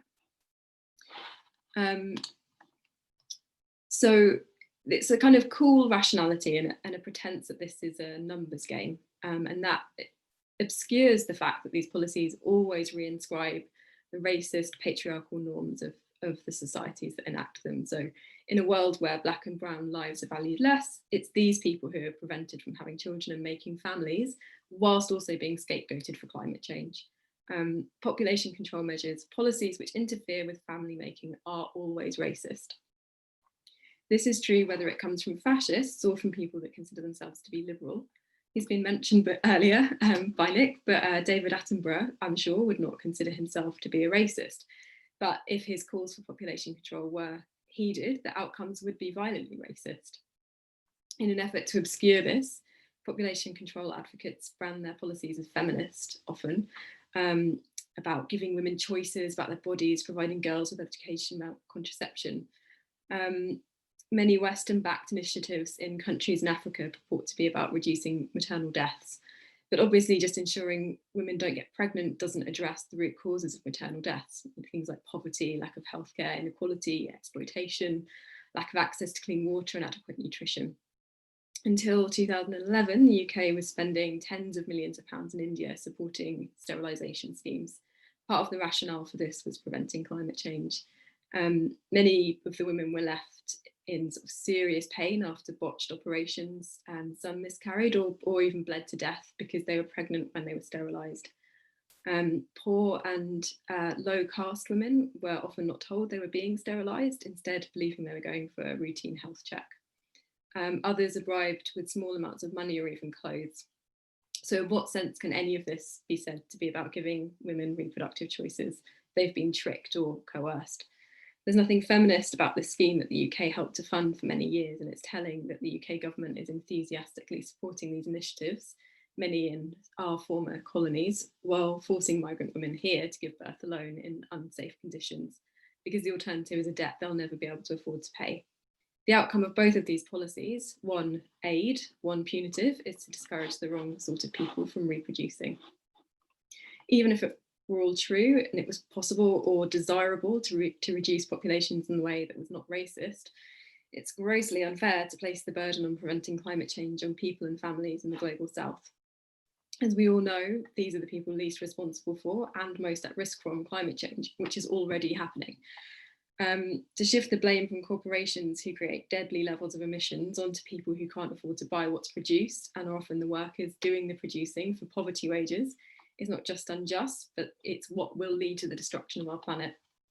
As the truth is that former colonial powers are happy to exploit the land and labour of the world's poor, whilst coercing them into having fewer children, until those people can no longer live on their land because it has become too hot, too polluted, too lacking in natural resources. And then when those people come to the UK as climate refugees, victims of a crisis that we created, will leave them to give birth alone or force them into having an unwanted abortion. The UK is clearly engaged in a racist project to reduce the number of Black and brown people here and abroad, and we can't allow the climate movement to give them cover to do that.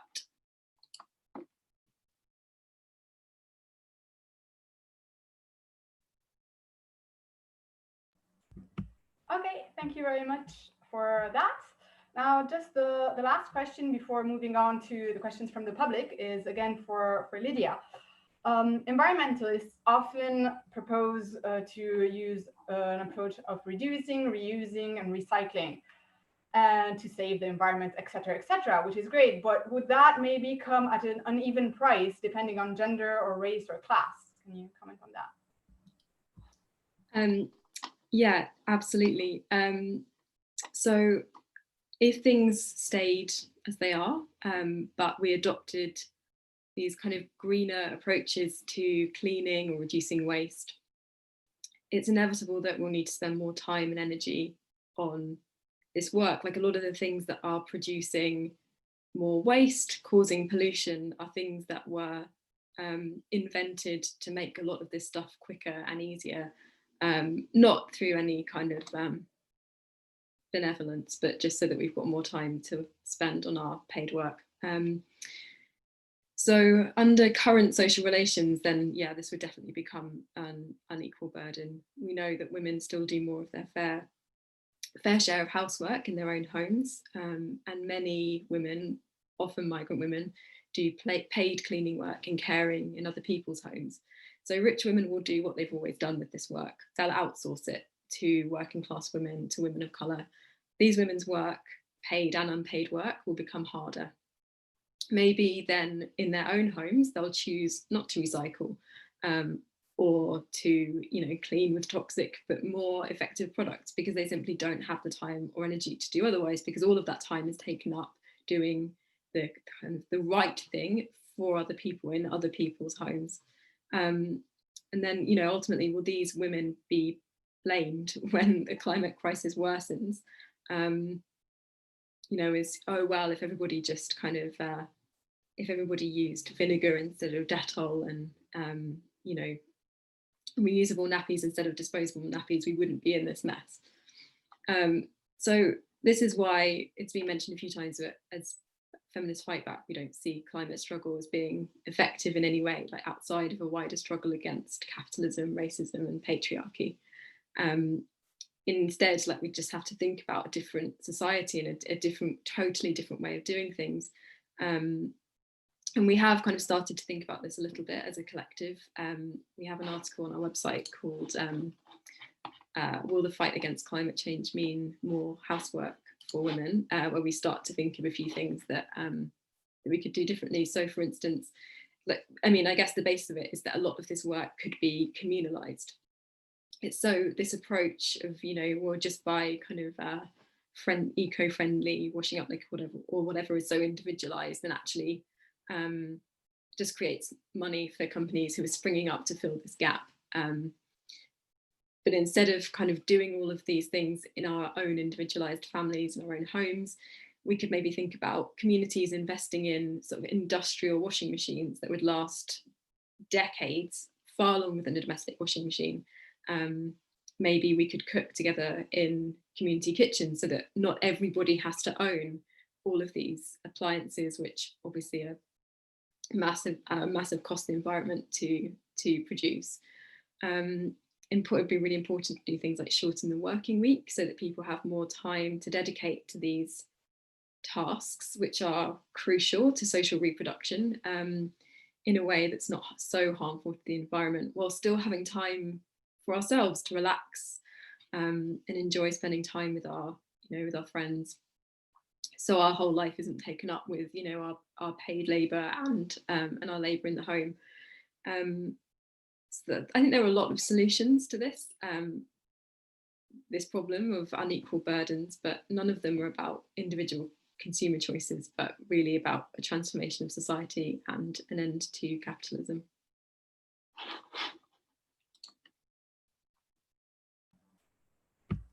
Okay, thanks. I don't know if some of the other speakers want to add anything, either Emily or Nicole or Juliana or Camila. Otherwise, we'll move on to the questions from the public. But if you do want to comment on that, speak up. Okay, so maybe then I'll pass it on to Nick, who will ask the questions from the public.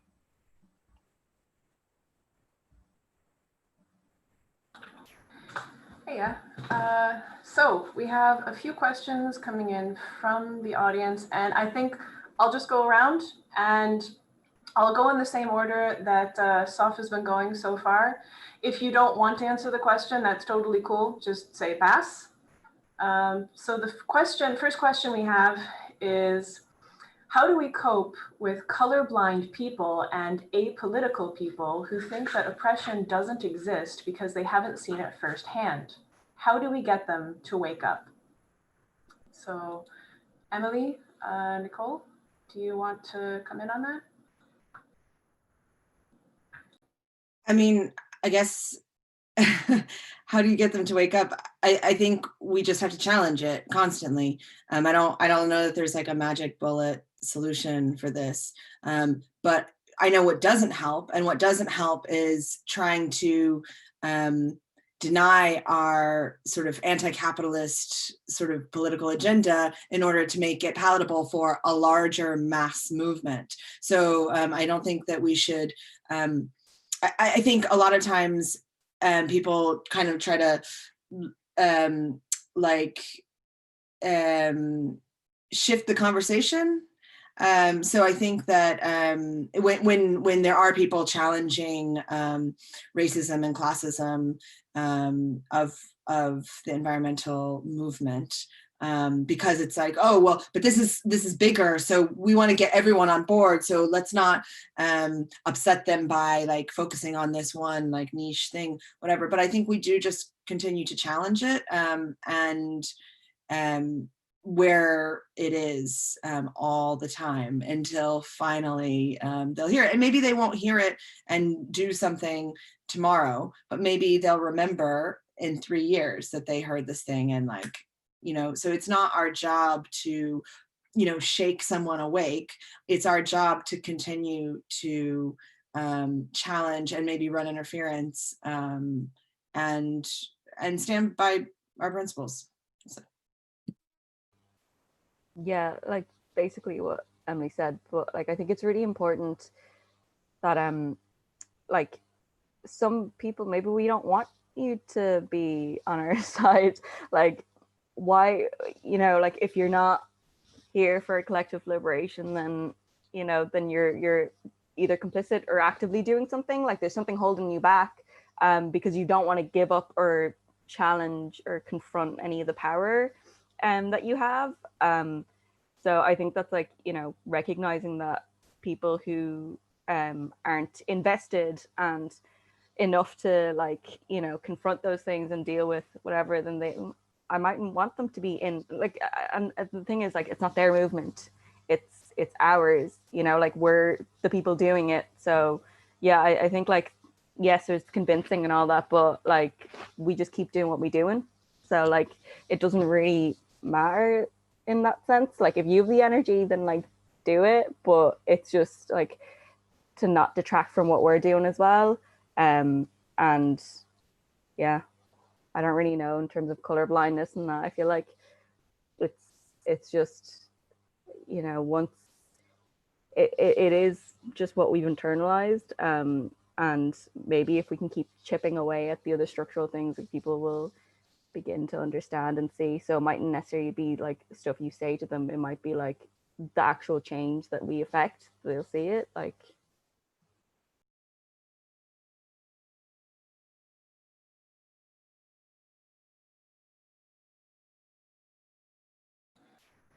Okay, thanks for that. I think those are really good points. Yeah, we have to keep on fighting. So Juliana, so the question, how do we cope with colorblind people and apolitical people who think that oppression doesn't exist because they haven't seen it firsthand? How do we get them to wake up, or not, as the case may be? Yeah, I found very hard. This person didn't go through any kind of oppression in their life.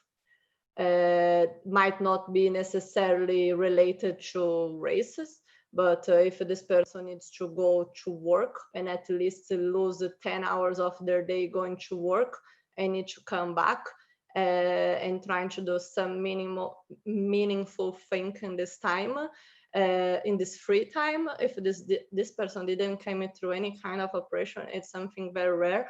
Of course, there is like the power of ideology of that it's difficult for us to see things and these contradictions that are in society, but not necessarily we are able to see just by living, just by experience. So the education and the engagement with groups that have been working these issues are very important. I do not think that's just by living that you are able to understand the situation. You can get pretty much confused, and I pretty much got confused when people said the first time that I was a racialized person, and I couldn't understand because I always had the privilege as a white person in Brazil, even though a white person in Brazil means a person who had mixagenation, because I have black people, I have indigenous blood as well, I have everything mixed. But I would be identified, so I wouldn't go through the same prejudices, but I would identify this. If you go in a demonstration and you see how the police treats one group and the other group, when there is the group of people who comes from the outskirts, how they are treated by the police. Or for example, if you see like professors, how the police give the way to go through because they are white and respectful according to the values of our capitalist society. So like it's difficult to don't see, but of course you might not have seen, so you really need to educate yourself, and even if you go through this kind of oppressions you might not be aware of, so it's something to look at. Okay, thanks for that, Juliana. I think yeah, I think it's kind of hard for people to step outside of their own experience. And I think empathy plays a big part there. And I think maybe something a lot of folks are missing in these conversations is humility, that even if I can't experience it myself, I need to accept that other people know what their experiences are like. And I don't have to experience them, but I have to trust they know what they've experienced. So Camila, the question for you then, how do we cope with colorblind people and apolitical people who think that oppression doesn't exist because they haven't seen it firsthand? And how do we get them to wake up? And Nick, Camila's having a problem with her, the volume, she can't hear. So I think maybe we should just skip. Okay. Skip her for this round, yeah. That's all right, we can, if she wants, we can come back to that a little bit later when the tech problems are resolved. Okay. So circle back around. The next question that came in is, eco-fascism is extreme, but relatively small. Still, their talking points are permeating the mainstream environmental movement. what are some of their main talking points that we should be conscious to counter?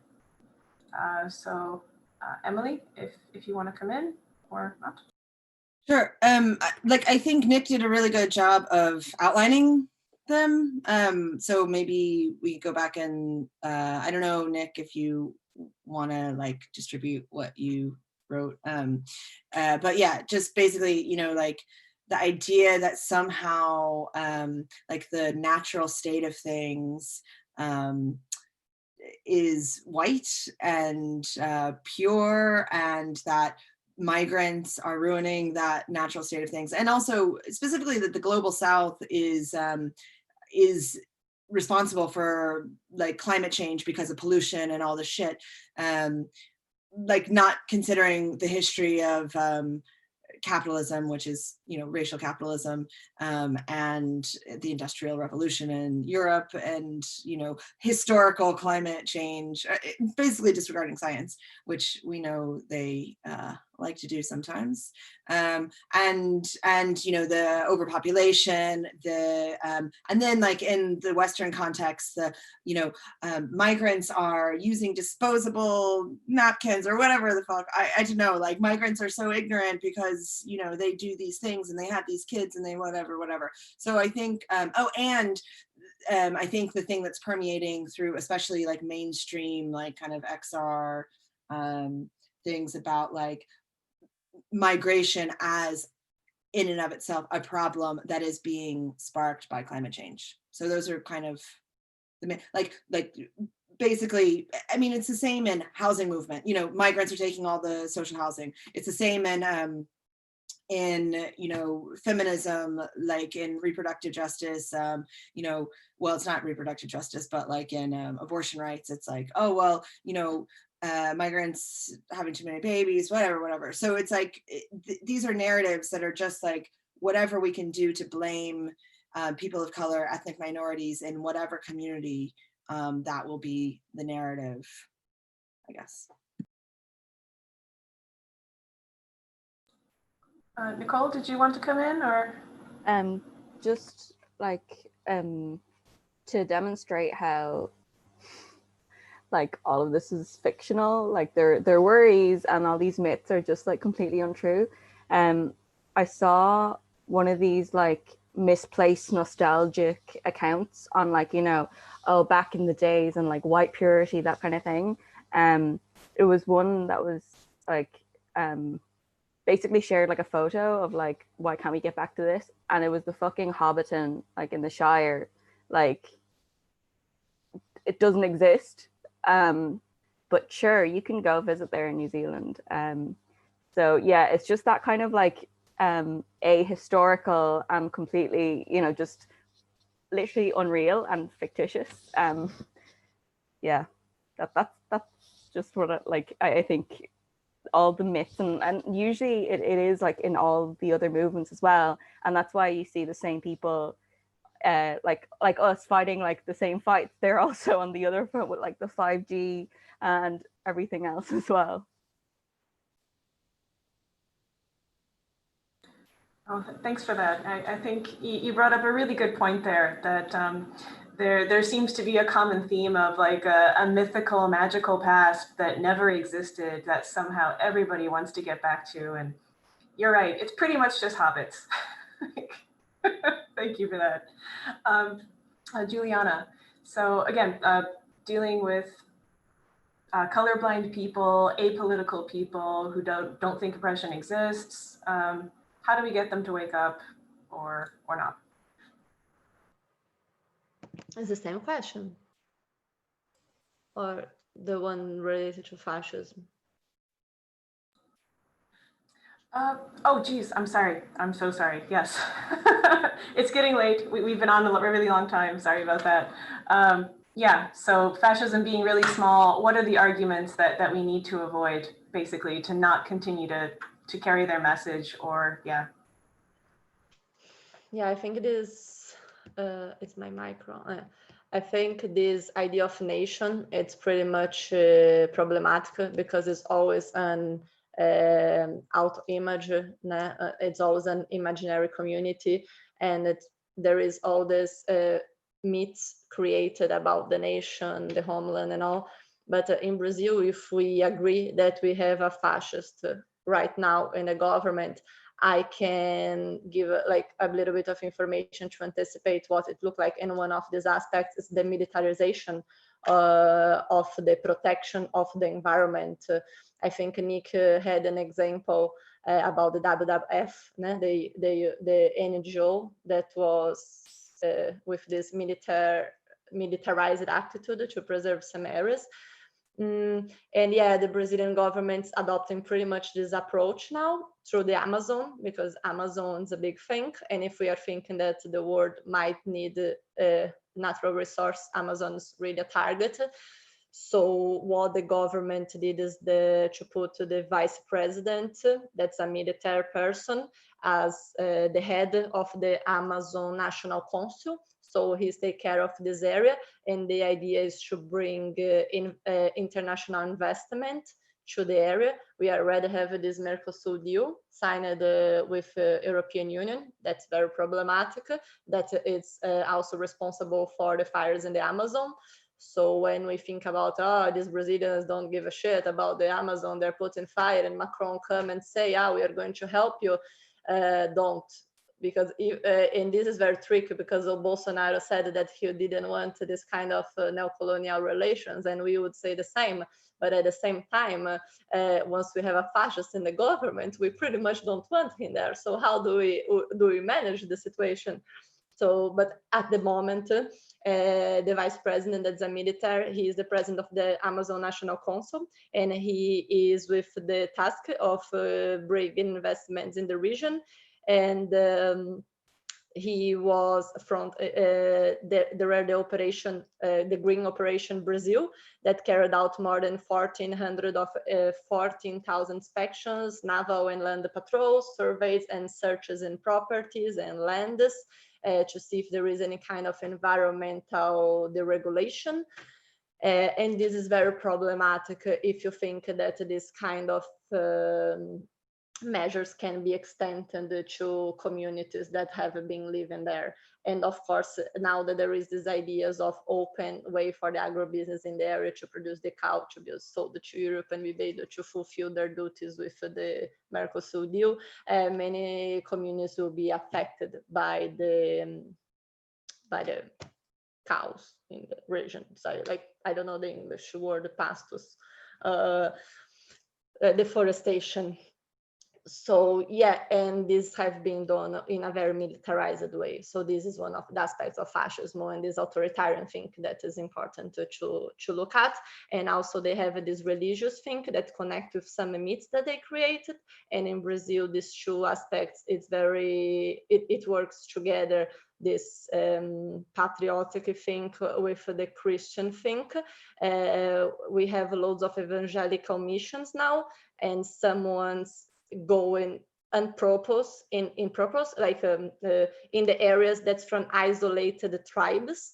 So these tribes, they don't have contact with people outside of their of themselves, and these groups are going there to try to convince them to open. And this kind of people, it's being like also incorporated by the government in the environmental agencies. So this is a pretty much a huge issue. And maybe here from Ireland, we don't imagine that like evangelical missions are still going on, but after so long the colonization ended, but it is still an issue. And they have contaminated people. During the COVID, it was already an issue there that people are bringing illness. So we need to look about these two aspects, like this religious thing, this totalitarian militarizing, and it's going on now in Amazon and other parts in Brazil, Mato Grosso do Sul as well. Thanks for that, Juliana. Those are really good points. Yeah, and I think it really highlights how, depending on where you are, you see these, even the fascist talking points themselves are going to manifest in slightly different ways. And you see kind of how it takes more extreme forms of kind of militarization in Brazil. That's really interesting. So Camila was having some technical issues. So I'm happy that she was able to join us. but that's going to be the end of her participation. So I was really, really grateful that she was able to come and give her perspectives. So just moving on, Lydia, did you want to come in? And the question on ecofascism being small and some of their talking points, what would be some of the talking points that you would say would be important to counter?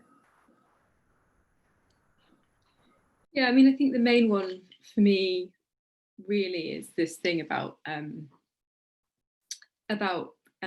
migrants and about the kind of the impetus for us doing something about climate change being a desire to prevent a kind of influx of migrants, and also always the framing that they are. This distinction between migrants and refugees is obviously like a bullshit distinction, but it's really telling that it's never spoken about. Like if people are coming because of climate change, they are refugees, and the distinction, this distinction doesn't really matter. Like whether you're fleeing because you can't afford to like buy things that your family need, or because your land is on fire, it doesn't matter. An economic migrant and a refugee, it's the same thing.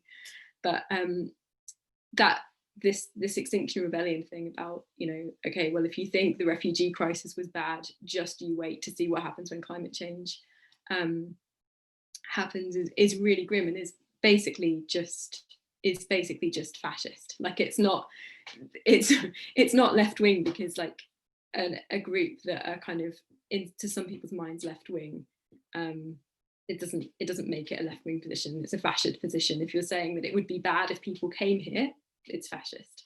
So that would be probably the big one for me, and just the population control stuff, because that is something that the slippage between like liberalism and sort of centrism and fascism is really apparent in that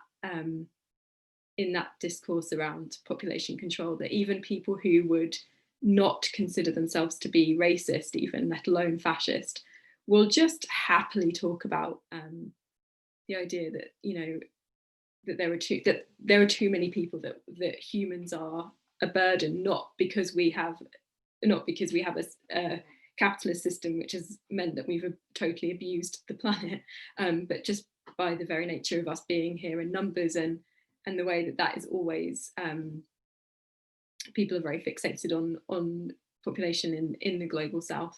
I think that's an important one to challenge, just because there is this slippage. I think it's really easy to become somebody who was like a sort of liberal or a centrist to suddenly kind of slip into having this outright fascist talking point.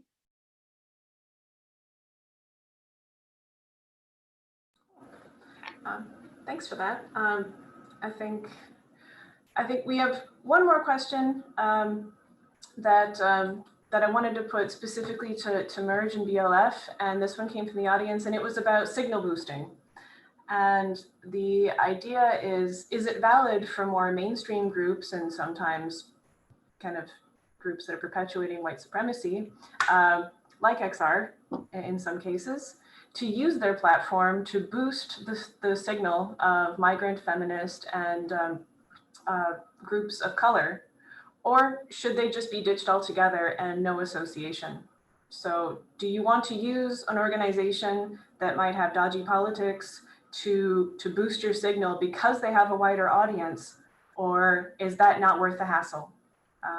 So I suppose we'll go to Emily first. It's a tricky one because, when they first started, some people wanted to engage with them in good faith. Some people on this chat specifically, I'm looking at my favorite Marxist comrade, Juliana. No, but like, in good faith, because they do have this platform, right? But like, in my personal opinion, if you are not going to be explicitly anti-racist and anti-capitalist, there is no fucking point in us working together, because we are fundamentally opposed in terms of strategy and tactics. We are happy to if you want to engage in some real critical ways, we can engage with you, but like, no, we don't want you to, you know, one tweet be about like fucking the virus is, you know, the coronavirus one, humans are the virus or whatever the fuck.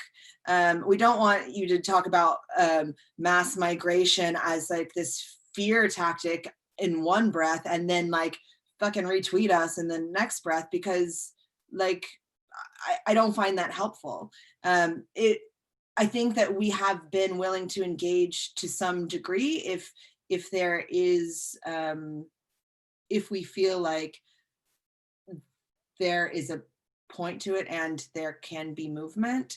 But to be honest, like generally, I don't know, Nicole can speak to this, but generally we give people like a couple chances, one chance or two chances. And you know, like we can only do what we can do. And we have plenty of other work to be getting on with. We don't need their platform. We need collective liberation.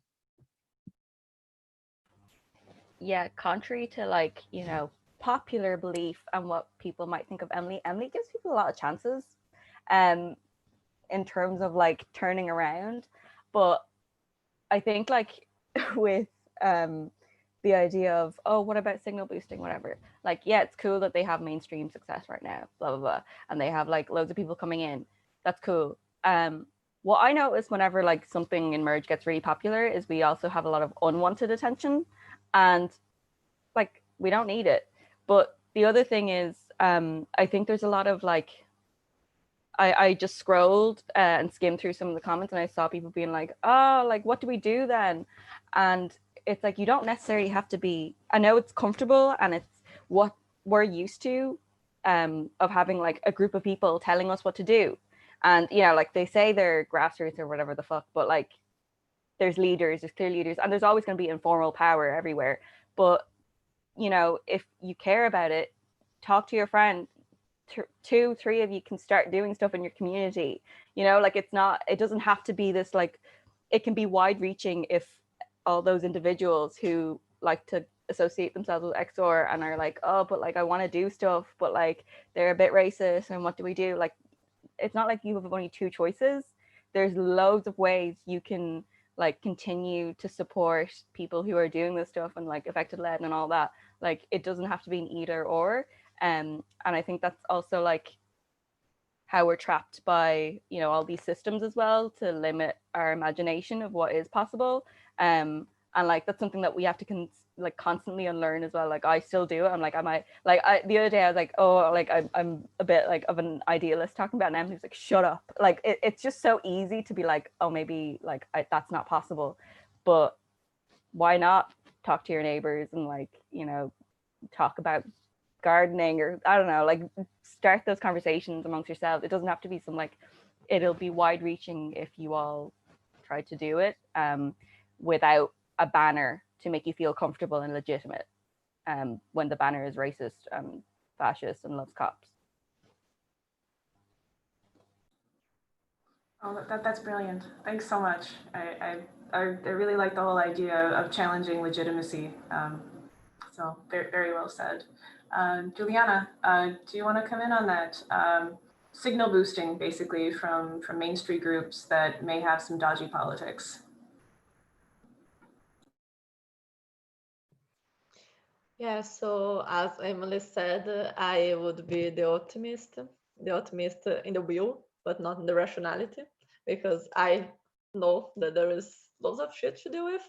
But I think something that the anti-racist groups were doing here in Ireland that I saw as a positive thing was this kind of anti-racist trainings that even MERJ and the anti-racism network did. For example, with the Irish Housing Network, they weren't at all capitalists, like this kind of racist people that will say we don't want, we work together. So we did this thing together, migrants and housing groups, because is still, as we said before, white supremacy, racism is in the structure of society, so we reproduce some things, and it's interesting to understand how to respond to racism when we are doing a door knocking, when we are doing a stall, how we are going like to keep a conversation, to try to explain why it might be racist.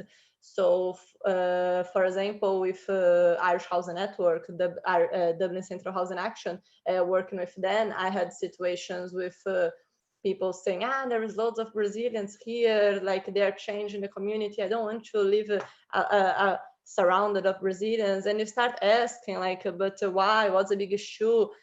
Because now there is loads of garbage on the street, But like the fact that there is garbage should be like because the state is not taking the garbage out. The Brazilians are like just producing the necessary amount of garbage that everyone produces. So like why the Brazilians are being targeted? What? How can they produce so much garbage?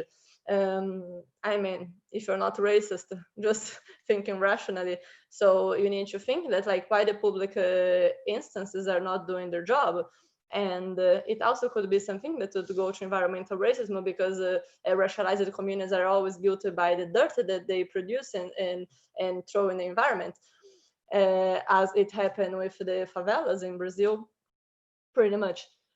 So about using the platform, this is an issue that even BLF had to discuss internally about ourselves because our name is Brazilian Left Front. So once we have a left in the name, it also closed loads of doors. People already think that we are like, oh my God, they are too much. It's better something that blends in nicely. But still, we get loads of liberal people in the group and you need to manage it, and it's a lot of trouble. So I think if we even didn't have it, people would think that we are like just a lot of pro-democracy people that was just against the Workers' Party and losing the government. But no, we are not supporter of the Workers' Party in Brazil either. So even though some people might be, but it's not the group as a whole, and would be a minority anyway, a minority in a minority group. Anyway, so we had this discussion, but sometimes you are not able to advance the discussion if some things are not established. And of course, the name left as anti-capitalist may put something aside, but at the same time, the hegemonic narrative, it's better absorbed. And also Nicole said that people are used to listen to someone say what they should do, and we are trying to figure out what to do together and build this collectively. So it's a different way, and of course we are less popular and it gets more difficult to get our message out. But at the same time, who holds more power? Who also holds more power to use us? So they can use us as token migrants, as to say we are inclusive, to gain more spaces. And in the end of the day, we end up marginalized again. So like this is something that we need to look at, to don't get disappointed when the Green Party gets into power and put again Fianna Fáil in the government. Fine Gael is still there. So this is the kind of thing that we can't avoid because they also think about it to instrumentalize us. Oh, thanks a lot for that. I think we've gone on for quite a long time, and I really want to thank everyone for sticking through it. And I really appreciate all of the experience that you've shared and the knowledge that you've given us today. I think that especially in our own movement and Slí Eile, we have a lot to learn, and I think we need to listen and continue listening. And I wanted to just say that MERJ did an incredible job when they provided us with an anti-racism training specifically targeted towards environmental movements. I think that that's really important work that's being done, and I'm really grateful that y'all are out there doing it. So thank you all so much for coming here and participating, and thanks to all of you. And I think Zav's just going to, Saf is just going to come in and talk about the next webinar, and then we'll all say bye-bye. Yeah, so just quickly, the next webinar is on food justice and cooking for freedom. So basically food injustice is a harsh reality in Ireland and in the world, and you can see it whether it's in the agricultural sector or in meat factories or consumers. And it also manifests in unequal access to healthy food or community agriculture due to private ownership of the land or to soils having become toxic. So basically, organic food has kind of become a privilege that only white middle class people or rich people tend to be able to afford.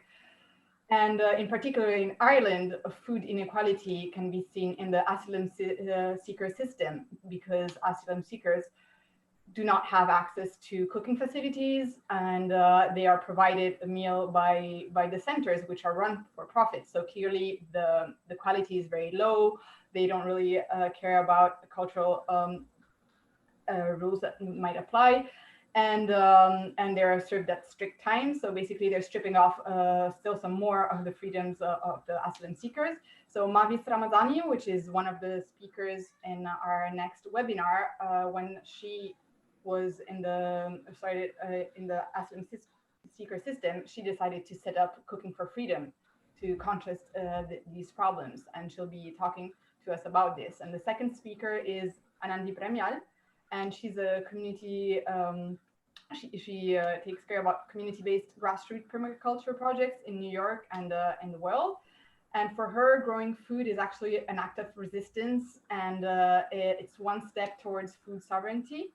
And also it helps heal the planet. And so basically, if you would like to come and hear about these two incredible women talking about how food injustice is being fought at the production and the preparation and the consumption level, and they'll be sharing their experiences and the way that it's possible to resist and to bring about positive change thanks to actions they will be sharing. Yeah, I got a bit mixed up. Anyway, come along. It's really interesting, and the two speakers will be much better than me talking about these topics. So yeah, like Nick was saying, thank you all for participating and staying with us for so long, and thanks to the speakers. It was really interesting to hear from them, and thanks to Sian for the translation, and to also our moderators and our tech person. And yeah, hope to see you next week.